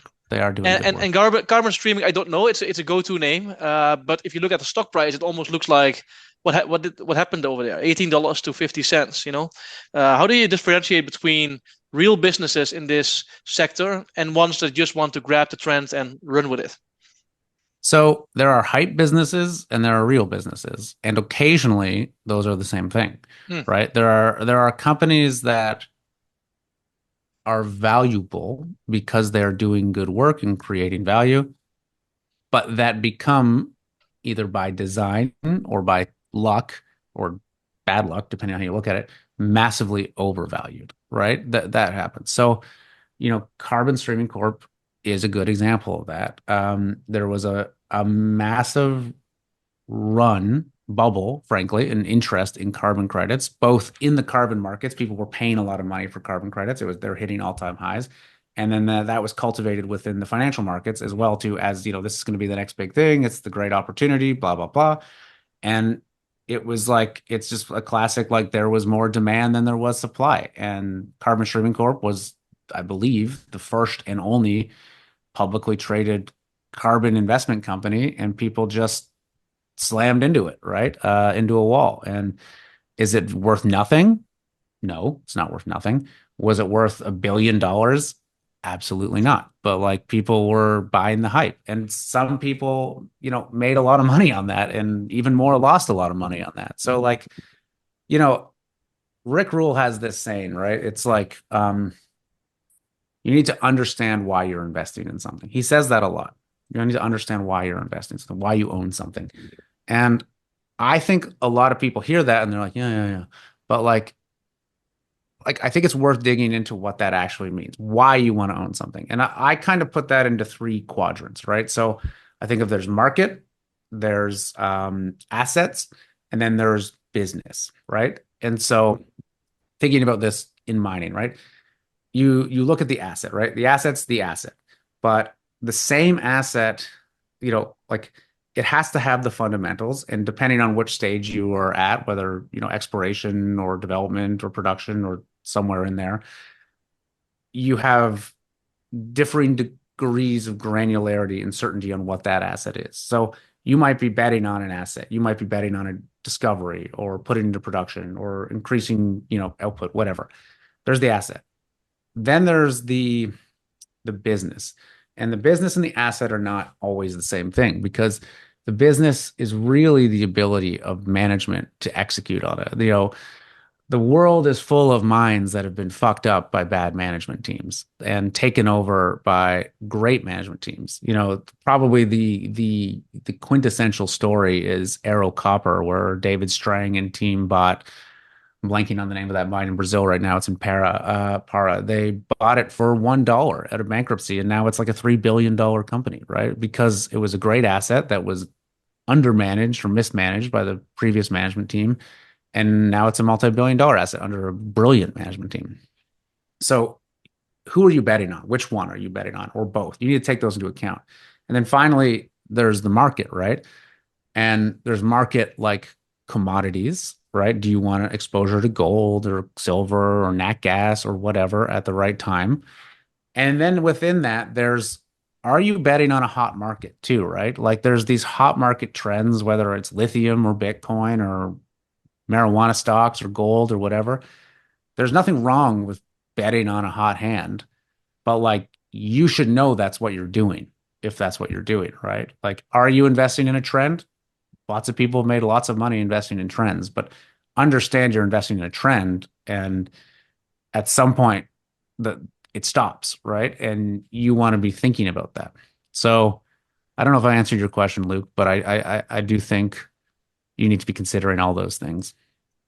Yeah, you did. And I think this is a topic that we could talk about much longer, but Antonio has a bit of a deadline. So maybe, Antonio, I'm not sure if you have a follow-up on this, because if I'm gonna zoom into this conversation, it's gonna take another hour, I guess. So I think we should schedule another conversation because this is very interesting. We're going into very interesting depths. I did not intend on talking about these things, but they're much more interesting than what I did intend talking about. So it's yeah, no, Jamie, it has been good. Thank you so much for doing this. We should really catch it up if you feel like looking at our faces another time. But yeah, I'm happy to come back. This has been fun, and you guys are asking good questions, and I really do appreciate it because the average interview is like, so where's the price of gold going?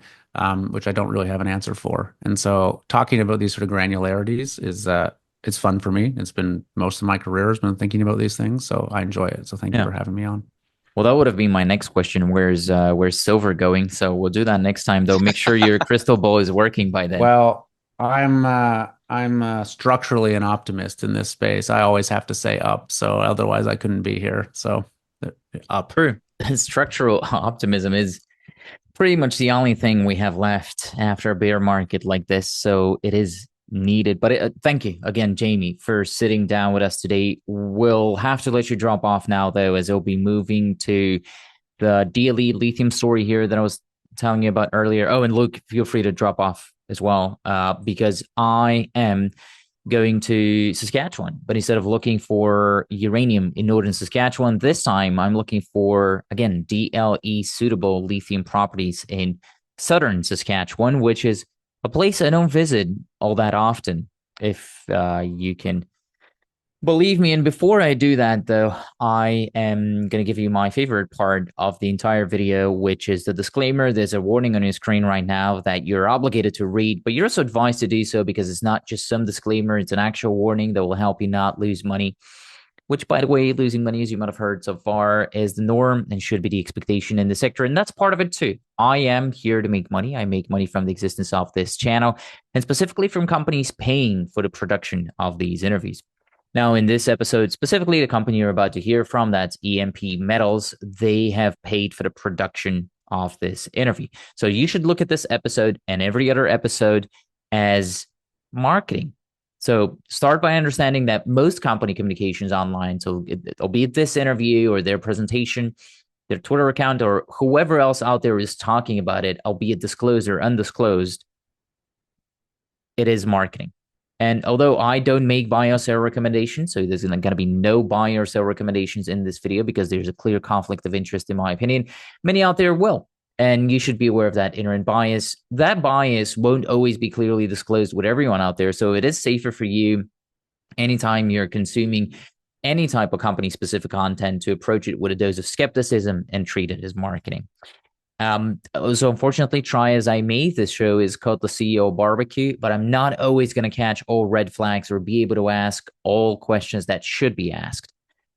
So although you shouldn't tell my wife, I'm not flawless. Matter of fact, I am still learning the ropes of this business, so I will be making mistakes. This is all to say that you shouldn't blindly trust me or anybody on the internet to do your work. You should do your own work, wear your big boy panties, and take your own responsibility. In addition, no guarantees are going to be made here, besides that there will be forward-looking statements in these conversations. They are conversations that are general and impersonal in nature and nothing more, and they're going to contain hopes for future events that may or may not take place depending on many factors, both within and outside of the company's control. Please be aware of that and go to setterplus.com, no, setterplus.ca, better said, where you can find the company's official filings and do your own research, as well as talk to a professional investment advisor before deciding what to do with your own money. Again, it is your money. It's your responsibility. If you don't like losing money, pause the screen, read the disclaimer, and please just understand what's going on here and understand what you're going to be doing. Again, as I said, I am going to southern Saskatchewan, though I won't be visiting it on my own because I'm afraid of bears and mosquitoes. Mostly the latter, actually. And instead, I'll be joined by Carl Kottmeyer, the newly appointed CEO of EMP Metals. It's EMPS on the CSE in Canada, where an average of about just 35,000 shares trade each day. I see a 52-week high with about 57 cents on it and a 52-week low of about 28 cents. The company has been on a move recently, though, from that 28-cent bottom in July, and with a market cap of just over $57 million and roughly 115 million shares outstanding. Today, this is a 50-cent stock. In addition, there are 23.5 million warrants and 7.2 million options, leaving the number of fully diluted shares at almost 146 million. Founders and insiders still own a good chunk of the company. Specifically, 38% is owned by them. Just a hair under 20% is owned by Tembo Capital, which is a private equity group that mainly focuses on mining and resources. 17% is owned by Rock Resources, which is an oil and gas company of the same size as EMP. And their involvement in EMP's share registry will make more sense in a second, but it's essentially due to a deal that two companies recently closed. There's another 17% of the company that is owned by brokers, and that leaves us with just about an 8% retail ownership, which might also explain the relatively low volume that I just told you about, which is something I hope there is a solution to, and something I'll be asking about in the latter part of my conversation with Carl here.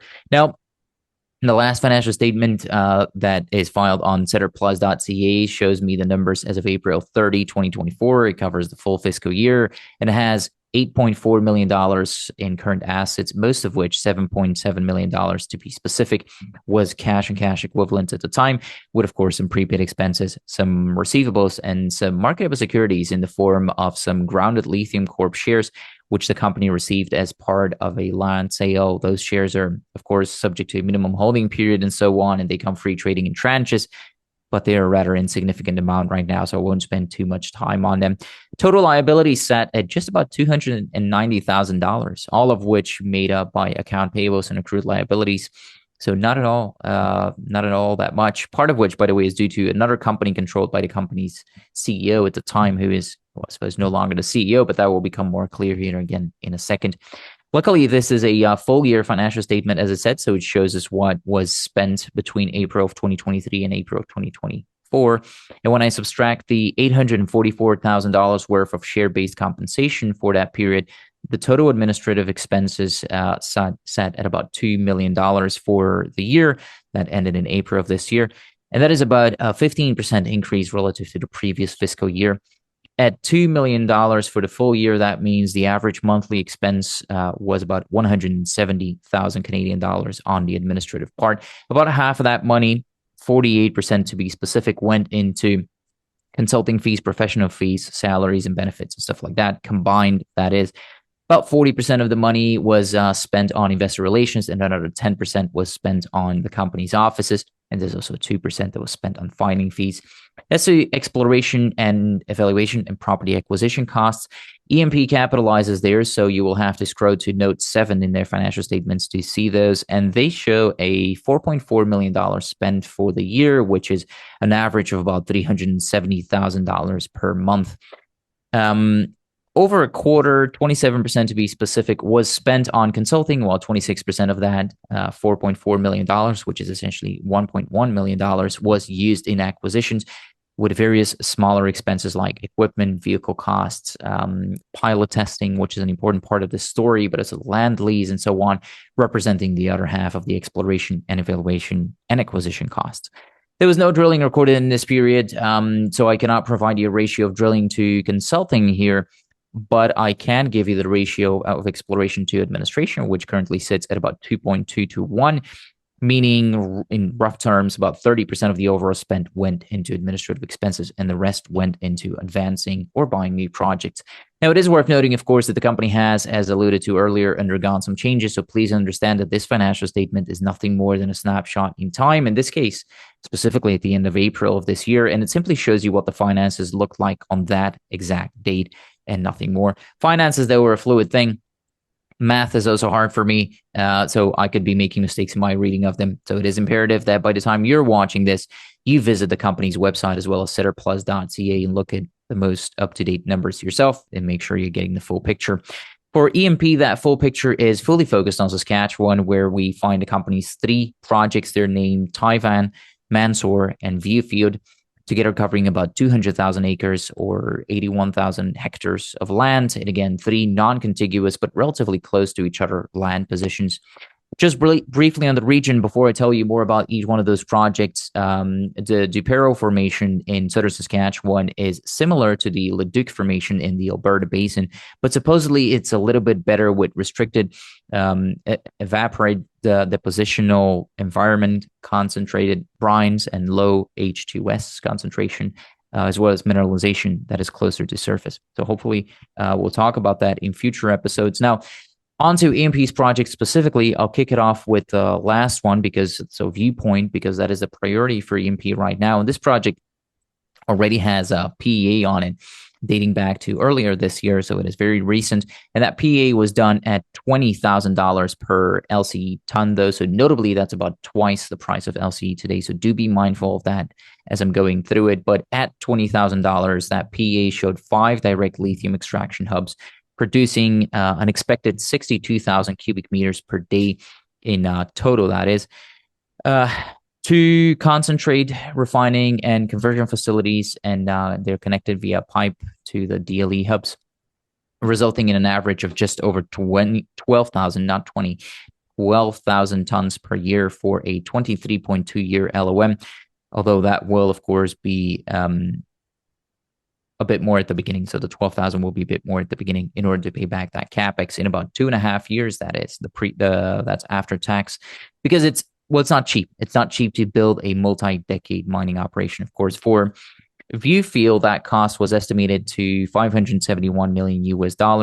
The after-tax NPV to capex ratio here shows just under 2, which means that the after-tax NPV 8 on the project is about $1 billion, and that's, again, at an 8% discount, or $860 million after tax and at a 10% discount. OPEX is estimated at about $2,300 per ton. Again, that's USD. So in total, the average annual operating costs are expected to be about $40 million for the 23-year LOM, and cash costs are estimated at $3,300 per ton, which after tax results in an IRR of about 45%. The plan for the rest of this year is completing the engineering studies and design for the stage 1 of the commercial process, as well as flow testing the summer wells, and that's what's happening right now. Stage 1, by the way, is not something you'd want to ignore here in that overview, because it already suggests that EMP wants to take a modular approach to building this plant, with the first stage estimated to cost them about $160 million US, which will put them at 3,000 tons per year of battery-grade lithium refining capacity. Mansour is the other project that I want to tell you about briefly. It's this one is to the west of Viewfield, and it also has a resource on it, though not yet a PEA, so it is a little bit further back on the Lassonde curve, with close to 400,000 tons of LCE in the inferred category of the NI 43-101, with a weighted average lithium concentration of 143.4 milligrams per liter. I'm not quite sure what's happening at Mansour this year, for the rest of the year, or even next year, and I'm also not quite sure what's happening at the other project, Taiwan. So we'll talk about all 3 of these projects later on in the conversation. But Carl, this is your first time on the CEO Barbecue, so obligatory questions are in order. Who are you, and why should I trust you with my money? Who am I, and why should you trust me with your money? Very good questions. So I'm based in Vancouver. I was a member of a small private brokerage firm's corporate finance team in the first 10 years of my career. So learned the mining deal doing side of business in that position. Subsequent to that, I went to work for a mining financier who was a client of mine, who offered me a job in the late 1990s, early 2000s, when the market wasn't terribly all that robust, but he was a bit of a visionary, and he felt that there was a mining market was coming.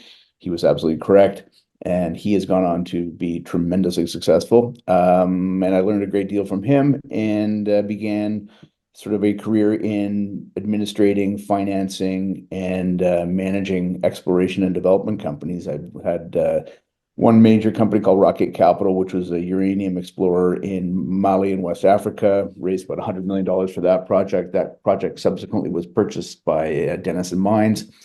And so, yeah, I've been in the resource finance business since probably 2006, so almost 20 years. and really enjoy it and work with some. I've had the pleasure of working with some very, very intelligent, very smart geologists and subsurface people, and it's been quite an education. And our goal as a group is always to be as responsible with the treasury as possible, and be significant investors ourselves, so we're aligned with shareholders that are coming and going. I mean, and in coming and going, I think it's our obligation to try as hard as possible to create liquidity for shareholders who may decide that, you know what, I've made enough money on this, but there is a market that I can trade my stock out if I choose to. Because everybody has, people have very different financial timelines and financial considerations in their own lives. So I think it's part of a public company's responsibility to provide some degree of liquidity in their market so people can get in and out of a position should they wish to. But we've had the pleasure in this company of dealing with one very large hedge fund, very sophisticated, 6 to 8 months of due diligence on the projects before they even began the thought of a financial investment. So I think we've stood up pretty well to that sort of analysis. So I like projects that are very visible, very logical, and can really take the due diligence scrutiny that the sophisticated investors will bring to it. And I think that's what we have here. What I'm really asking with the question as to why should I trust you with my money, that's more the skin in the game question. And founders and insiders are noted at almost 40% of the issued and outstanding shares, as I mentioned. What part of that is you personally? Again, you're the newly appointed CEO, so I don't assume you got founder shares off the bat, but how much of it do you own, and how much did you pay for your shares? So I've been involved since the creation of this public company. I actually took it public, and it was restructured once, and then we were presented with this opportunity in Saskatchewan. So I think my shareholdings right now personally are around 6. I'd have to check 6%, something like that, whatever the new dilution takes us down to. But I've got a small but very focused and loyal shareholder group that we finance deals from scratch together. And we are all disclosed, and we stay with our companies. We're follow-on financing. We participate in deals, the financings as we go forward. So I think that speaks well of us as investors in our own deals. So yeah, I mean, I went on the board. I was a founder, but I went on the board of directors in November. Prior to that, I was just a big shareholder and sort of assisted where possible and where required. And then recently took over as CEO. We've got an excellent president in Rob Gamley, our former CEO. And it was just felt that my sort of international finance experience, money raising was required at this time. So I agreed at the request of the board of directors to just take this new role and sort of more formalize my job, I guess. Do you know off the top of your head what your average cost of capital is for those shares? Good question. I would put somewhere in the 20-25 cent range, somewhere around there. Okay. Well, again, what I'm checking for here is kind of half a penny stock and stuff like that, and that is part of what I call my smell test for the barbecue. Do you or any of the other team members own a royalty on any of the projects directly or indirectly, personally? No, there was a royalty which we converted to a long warrant. So the warrants that are exercisable at $1.25 are held by the foundational group. We just felt that the royalty structure we had on at the time was not really all that smart. It wasn't a functional thing. It didn't make any sense, and it had the potential to really turn off investors. So we turned it into a very long, very well. I think at the time the stock was trading at 35 cents or something like that. So we just picked a distant price and converted it there. And I believe those expired by 2026. I think maybe 2027. Okay, so there's a lot of heat on you to make it go back up to that price. How another large shareholder here, as I mentioned, is Tembo Capital. How involved are they in your day-to-day operation, if at all, or even holistically, how involved are they in the company? Because again, they do own almost 20%. So Tembo is, as I mentioned earlier, an extremely sophisticated fund out of London. Very, very smart people working at that fund. And when we were first introduced to them, we began a due diligence process, ultimately ending up in an investment decision by Tembo to go to a 19.9% share position, and they also have an anti-dilution right. We have a management discussion sort of commitment to them, but they don't have an active role in management on a day-to-day basis. They do have one director, Craig Fago, who was formerly with Tembo for quite some time. He has left Tembo, but he's stayed on as their nominee to our board of directors. Great guy, really like working with him. He's very intelligent and knows the mining space like the back of his hand. So it's been a real pleasure working with Tembo, and we consider them an extremely important shareholder. Let's then talk about how you actually want to make yourself and shareholders some money off this thing. And let's start maybe high level before we get into some of the specifics, which we're going to do. But what's really the goal here? What's the plan? What's the business strategy? Build it yourself, sell it. How long do you think it's going to take? Talk to me about that. If you're in the resource exploration and development business, you always have to be prepared to take it through to production yourself if you have the good fortune of having a project that will stand on its own 2 feet. We've got an excellent partner group in Saskatchewan who are career Southeast Saskatchewan residents and oil and gas explorers and developers. So they're very strong on the production side. Discovery through production is what they do. So obviously, lithium and direct lithium extraction is a fairly new technology, but it's slightly different from oil and gas. Although in many ways it's sort of predicated on the same thing. You're pumping something out of the ground, you're collecting it, and then in our case, you're re-injecting the vast majority of the water back into the subsurface. So in lithium and DLE lithium, so I spend a lot of time in hard rock mining, which is extremely expensive and very long timelines, right? You have, a decade of work and permitting before you're even close to being in production. In lithium, and where we are in Saskatchewan, which is a tremendous environment to be working in because the government is extremely supportive, you've got as much infrastructure as you could possibly want from all the oil and gas business that's been going on there in the past 50 years.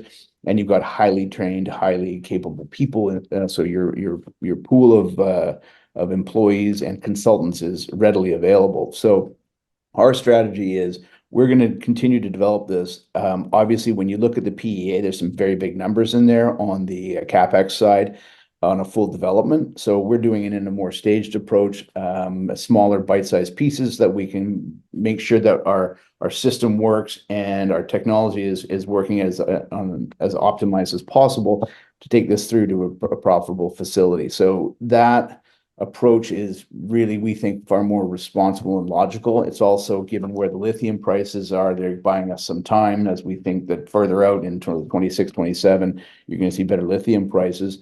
And by then we'll be, ideally we'll be in stage 1 production or further. But yeah, the plan here is absolutely to leverage our talent base, and our jurisdiction, which has, as I say, is fantastic, to put this into production ourselves. Is now the right time? I should say one thing that's important is we have seen a tremendous amount of interest from the major oil companies. They're in the area, a number of different ones. So there's some bets being made by the big guys on Southeast Saskatchewan as a serious player for lithium production. And you want to have this built following the PEA by Q1 of 2027. So I do want to talk about the timing a little bit later on, but it is now the right time in the market for this kind of a build. I mean, where the lithium market is and where the global economy seems to be going, do you think this is what lithium investors want to see to kind of make them, flock back to your stock, which is essentially how you make money? I think people that understand the value of an asset, a metal class, copper, gold, what have you, they'll look at this and say, okay, everything has a timeline to it. You're never going to get the right time to start or the right time to finish. So if you're not working towards developing the asset, and an asset, that a production scenario that's got a sufficiently long enough time life to pick up at least one cycle, because obviously metals are very cyclical, then you should just park your car and go home, sort of thing. project here we think is viable. We think that, again, future lithium prices are going to be on side, but you're also seeing a tremendous interest in supply chain management. Where's the lithium for North American projects coming from? Well, it can come from Saskatchewan. It can come from the Smackover in the southern United States. So developing local, domestic, and or North American projects is really, really getting some traction right now. So we think that we're at the front end of that. Wait, and you're currently flow testing, I assume. Talk to me about that and how that's going, because I want to go toward talking about that timeline. So how's that flow testing going? When will we know more about the results? And what are you already seeing? Is it meeting your expectation, the industry's expectation? Talk to me about that. Okay, so we've drilled 2 wells this summer over the course of August, September. We have completed them. They're being put on flow right now. We don't have any results from that yet, and I can tell you that the wells were at or under budget, which is another nod to our high quality team and their ability to execute. So we are very pleased with what we've seen. We're expecting results shortly, and then the flow test results will take at least another month or so, depending on how long we flow these for. The second well we drilled was a horizontal well, so that's really important. So given the way our deposit sits, there are a series of flat-lying units in what's known as the Weimark part of the deposit. So each one of these units you can think of as a sealed tank of lithium brine with great porosity, great permeability in the rock. And by drilling on the horizontal, which is, I believe it's the first horizontal lithium well ever drilled. I heard that. I don't know if it's 100% accurate, but it certainly is for our area. Now, horizontal drilling is commonplace in the oil and gas business, not so much obviously in the lithium space. So we want to see, we're into our highest grade zone. We want to see what that looks like, and then because we think that is going to drive our economics so much better than anything else. Having the highest grade lithium results in Canada is obviously something that we're proud of, but we also have very clean brine. So it's very amenable to a DLE process. So being able to flow that horizontal is going to be very important. And we're really happy that it worked so well. Well, how is that going so far in terms of capacity? What kind of rates are you getting? Is that something you can tell me about, or are you going to do a news release? What we've seen, we're pleased with, is about all I can say. Anything else was a little too material. Sure. But you are planning a news release on it soon, I assume. Yeah, on the results, the initial results, we expect that in the next week or so, and then after that, the flow test results will be at the end of however long we decide to flow each of the 2 wells. Okay. What about the net pay zones that show a range of porosity that's about, I believe, 8 to about 14%? Is that range industry standard, and how is that going to develop over time? I'm not a subsurface expert by any stretch of the imagination, but from what I've read and what I've been told, our porosity and permeability in our rock is excellent. So what I'm asking, on basis to everybody else, I don't think it's appropriate for me to comment on, but we're very pleased with that the rock composition we have is as good as it is. Right. Well, why I'm asking all these questions here, Carl, is because besides that I'm trying to look smarter than I really am, is to better understand what are the operating costs of what I mentioned about $3,300 that came out of your PA is realistic once you get to commercial production, because that is notably low. That is quite low. So what do you see? Is it realistic, and is it attainable? It's very realistic. It was done by Sprott. They're industry leaders in those studies. The benefit that we have is a very clean brine. So you have very limited pre-treatment of the brine, which is a tremendously expensive operation. So you're removing hydrocarbons, you're removing H2S, you're removing all these various they're contaminants basically for the DLE process, which causes you to fail at the level of interaction with in the DLE process. So if you're clogging up your membranes, you're not recovering as much, you're having to wash them, you're taking yourself down, adding to all that handling, that's driving up your op costs. So we've got literally the cleanest brine that anybody's seen, so that allows us for much more smooth process through the DLE and into the CRC, the recovery and polishing stage. And DLE is definitely part of it, and it's an interesting part of it. And I would actually like to dedicate a full podcast episode on it, because there's pros and cons to it, and as it is with everything in life, so it requires a longer conversation. But what I really want to know here is also people. I mean, do you have the right team? DLE has not been done all that much since we know how to do it, but so do you have the right team in place that knows how to deal with those cons of the DLE and how to use the pros to your advantage? Yeah, it's a great question. DLE was initially looked at as sort of black box technology, very sort of staged approach to using it from companies. It is more widely used in South America, and obviously in China. There's two main companies that we've run pilot tests with: ESM out of California and Koch out of Kansas.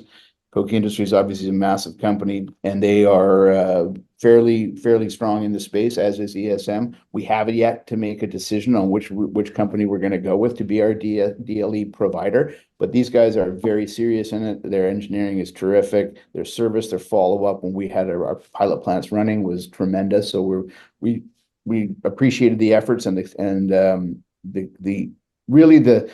their desire to see these things work, not just as an economic business, an economic unit for them going forward, but also to make sure the technology is right, to make sure that they were very supportive in what we were doing, and to sort of buy into the whole, we know you guys it's not going to work for us unless it works for you. So they've been great. More important has been our downstream provider, a company called Saltworks out of here in Vancouver. Their boss, Ben Sparrow, has been phenomenal. He's a huge help for what we're doing, tremendously responsive. So we've developed a group of people around this company that are sort of third-party providers, but they're super engaged in what we're doing, and they've been, as I say, tremendously supportive. So we really appreciate that help, and they've made our lives a lot easier and saved us a bunch of money, which is terrific. Again, that's something we can talk about more at length in a future episode. But while on the topic of DLE, how receptive is the local population to DLE, given it's relatively, again, a new method of extracting lithium? And arguably, we don't know the full extent or its externalities. Well, first of all, I highly recommend you do a show on DLE. It's really, really interesting stuff, and I think your viewers would like me, like I have done, learn a ton from that sort of in deep dive. In Saskatchewan, in southeast Saskatchewan, like if you look at the drilling map for what's gone on, it's unbelievable. There's wells everywhere, from the Bakken exploration boom that happened in the past 25 years or so. So local people are very much engaged in the business. So they like the fact that there's new technology, there's a new type of business being introduced into the area. And it's got a very, very small footprint. So, you're literally talking pumping up water, brine out of the ground, processing it, and something in excess of 90% of it being returned back into the units it came from. So it's a very low impact way of extracting metals. So there's no tailings ponds, there's very limited byproducts at all. Biggest requirement is probably electricity from our downhole pumps. So people are happy, like you're meeting them and they're saying, okay, no problem. It's fine. We're going to let you do this thing. Yeah. So typically what happens, we've been in the process of developing our production facilities. So we've gone to landowners and said, we'd like to build a facility here, and you enter into a lease for that piece of their property, because they own the surface rights, we own the subsurface rights. So it's just normal course business. It's very common, in the oil and gas space, to put a pump jack on a facility and a pipeline and so on. And there's regular activity in that industry. So landowners benefit from it, and it's a very much a known quantity. Okay. So when you go and talk to these people, what kind of questions are they asking? What do they want to know? Typically, not a lot of questions. We have an excellent landman, Jared Lakomsky, who handles all of our land at Rock Resources is an expert in the business. It is very much a person-to-person business. So I've never sat down with him and watched him do what he does. But it's connection based, it's local knowledge, and it's you just treat people with respect. And if they have questions, tell them what you're doing. And again, because it is fairly simple process and very much what they've already experienced in running pipe across their under their farms and their farm fields and so on, they get it and they benefit from it. And that's about the people who have farms and farm fields there. What about First Nations? This is not a small package, so I assume it covers a portion of their ground too. How are you dealing with that? We've had I don't believe we actually impact or intersect any First Nations property. And we have one initiative with a local group that was sort of kicked off very, very, very recently. So we'll have to see how that develops, but that was more on the investment side. Sure. Okay, fair. Good to hear. But for you to move forward from here on out and then potentially into a PFS, which we can talk about when and how you want to do that. But for you to get to that, what kind of permits are needed? And maybe just broadly talk to me through any other permits that you might need in Saskatchewan for DLE.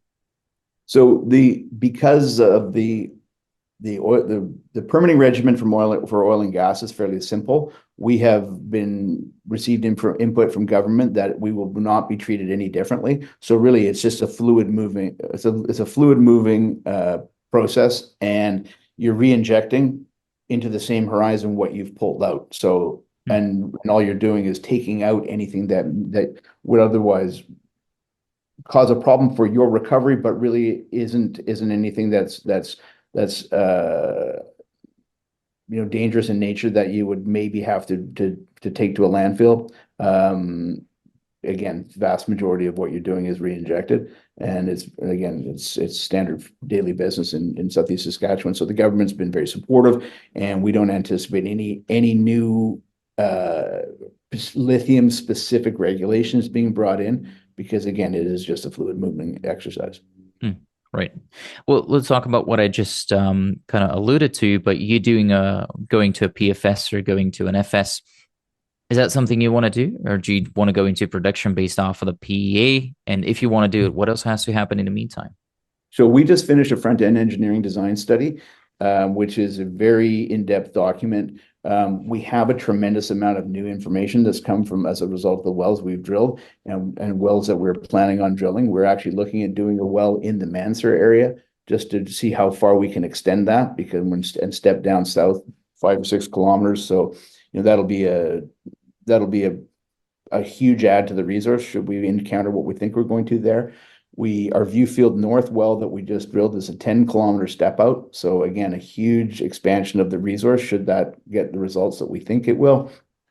So there's a lot of information that we're going to be able to put into a new PEA, PFS, feed, what have you. So all these different studies are out there, and they're all going to coalesce into the next major study that we do. We have not determined what that's going to be or what the timing is of it yet. But again, we want to assess the results from these 2 recent holes, and then if we do want to answer this fall, we'll add that as well.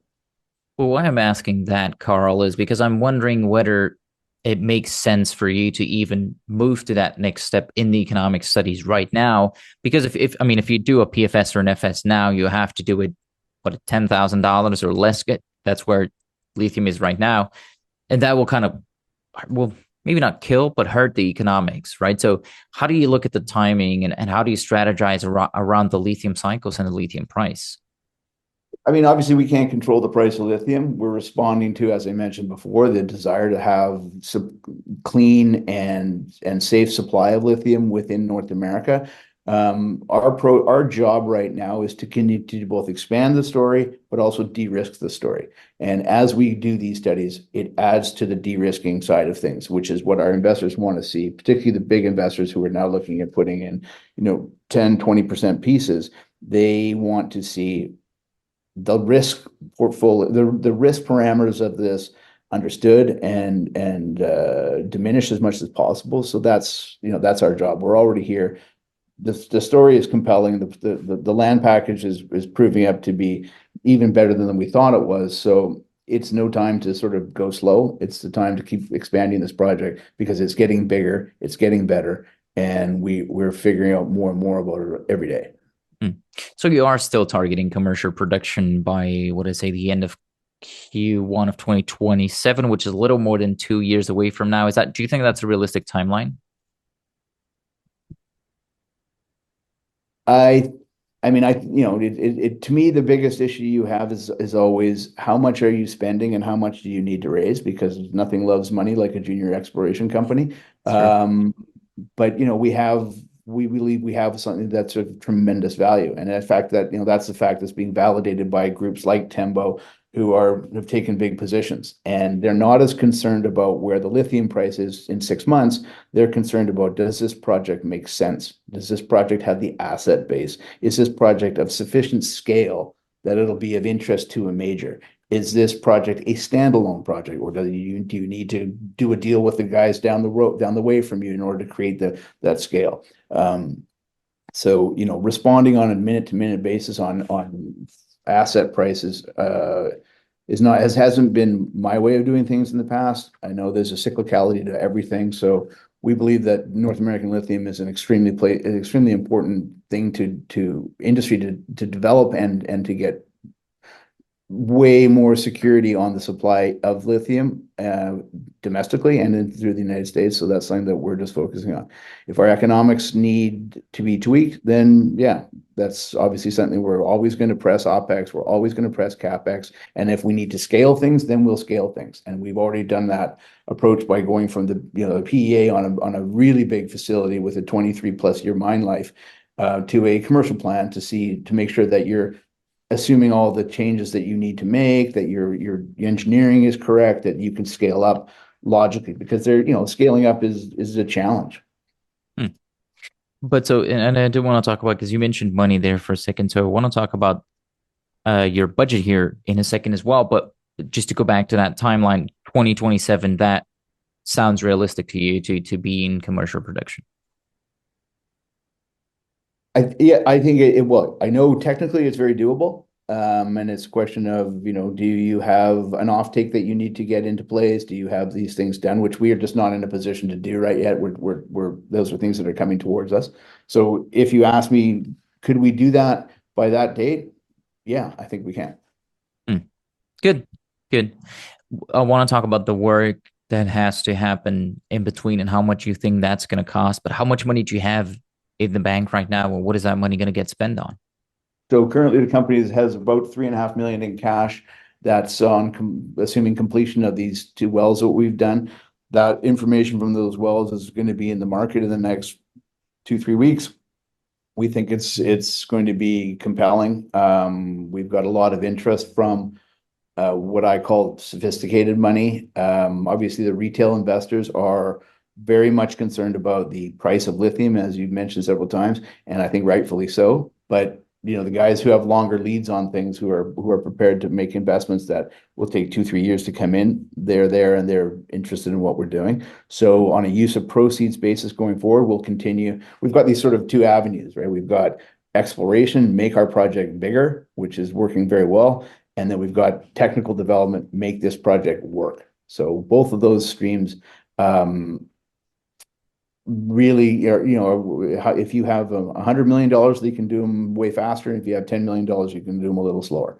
So we want to push both portfolios because they're both accretive.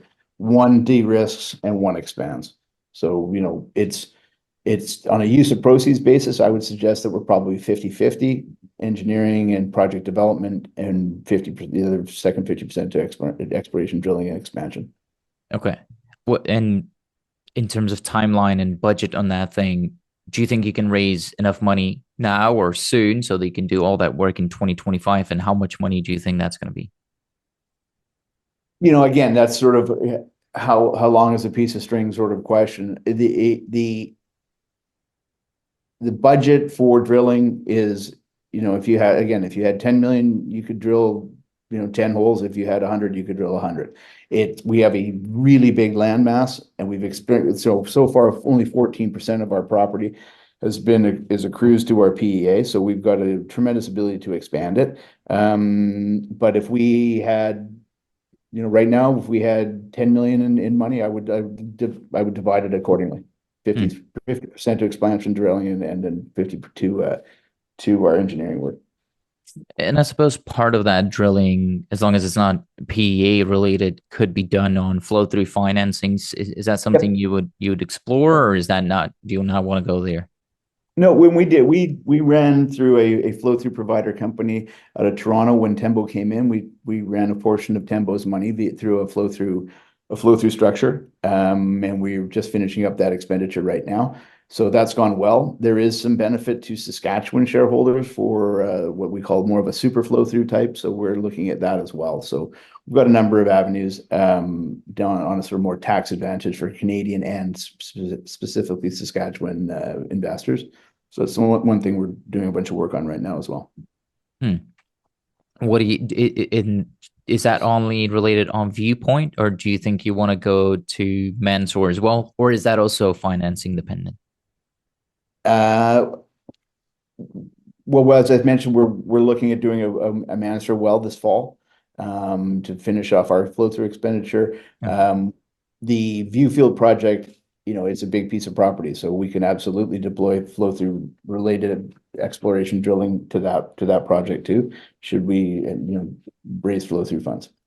Right. But what I'm asking about Mansour is because I'm thinking, is the idea here to bring it into production simultaneously with Viewpoint? Yeah. Is that realistic? Yeah, Viewfield is the dominant piece of our asset base, because that's where we hit 259 milligrams of lithium, per liter. So tremendous results, the highest results in Canada. So we've focused around that. We now have 4 wells into Viewfield. As I mentioned, the most recent one was a significant step out 10 kilometers to the north.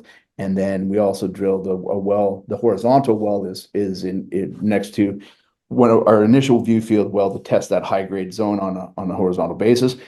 When we step back to Mansour, so Mansour was our very first. The Mansour 11-2 was our first well. We really good results there, double what people were experiencing in Alberta. So that was very exciting for us. And then our technical team thought, we should test this Viewfield project because we think the concentrations there will be significantly higher. They were absolutely right. These guys are great at what they do. And so we're thinking, if we go back to Mansour and we step out down towards the south, we think that there should be higher grades as you progress south, which is kind of where the geology indicates. And so it was the case at Viewfield. So it'll come into our resource calculation. It'll be tremendously accretive should we hit what we expect in that South Mansour well. So for us, it's like, why wouldn't you do that? Yeah. Well, would you consider using Mansour as a financing vehicle? I know you just expanded land position there, so maybe it wouldn't make too much sense. But what I mean by that is getting an option partner, getting a JV partner on that one to help you move that forward while you're focusing on your flagship, essentially. Yep. Yeah. I mean, I am always happy to look at all sorts of deal structures. You're only limited by your creativity as far as I'm concerned. We've had a bunch of interest in what we're doing from interesting parties. So we'll assess as we go, but we do like that piece of property. It is accretive to our resource, and we think it's going to help us expand significantly. So right now we're not interested in selling it, but if the right deal comes for anything, we'll always look at it. So that goes, I suppose, for your flagship asset as well. I mean, if you can find a partner who fronts or helps you finance the build out, you'd consider it, but it's not your main goal. Yeah, I'll look at any deal offer, but our goal is here to continue to build our shareholder base through excellent shareholders as we have already, and have them understand that the goal here is to expand it as much as possible and bring it to a production scenario ourselves. And over the course of that, should the interest increase, then we'll respond to that at the time. What about your other project a little bit to the north, Taiwan? I don't know if I'm saying that correctly, so correct me if I'm wrong. But what are you doing there? No, right now we haven't done any work at Taiwan. It's something we've discussed. But again, we've got so much stuff to do between Mansour and Viewfield that we're spoiled for choice. And unfortunately, Taiwan's third on the list. Yeah. But you still want to keep it, I assume. I mean, it's you probably have work commitments, which I don't assume are too high, so it doesn't cost you too much to hold it in the books, I guess. Yeah, the holding costs are not too onerous.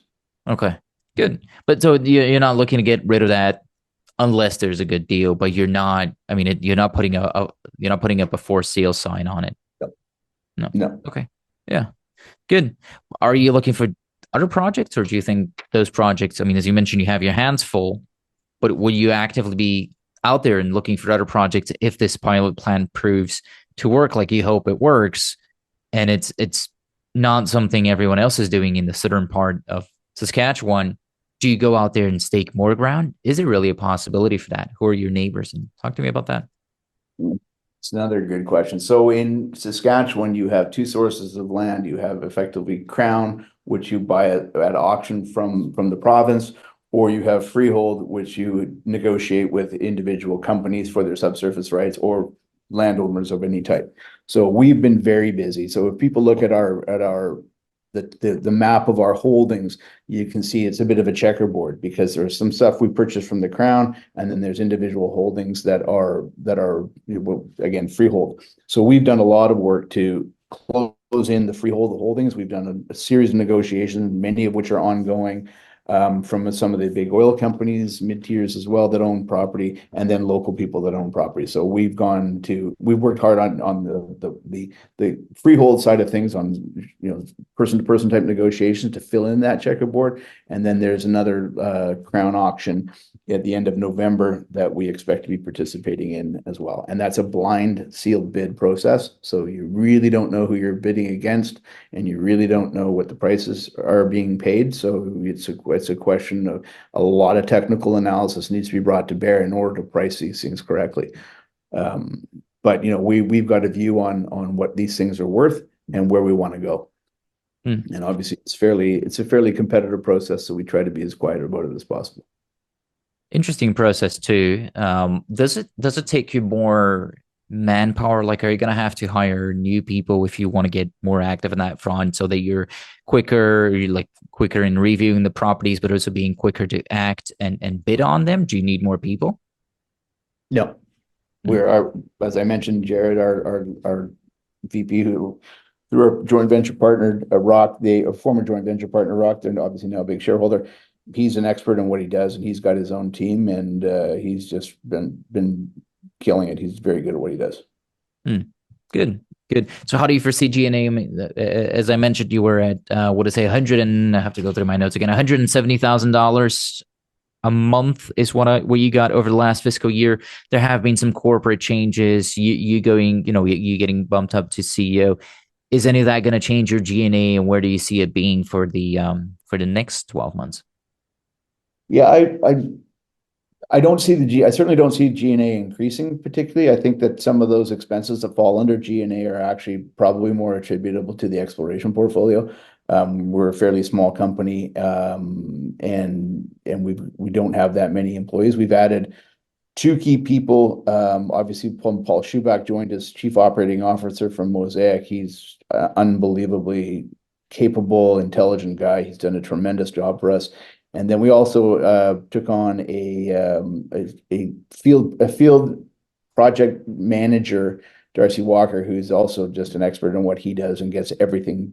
He's the guy that makes things work in the field. So those have been some increases in our G&A numbers, but again, most of those are project driven as opposed to what I would call more office people. We're quite small and lean in that regard.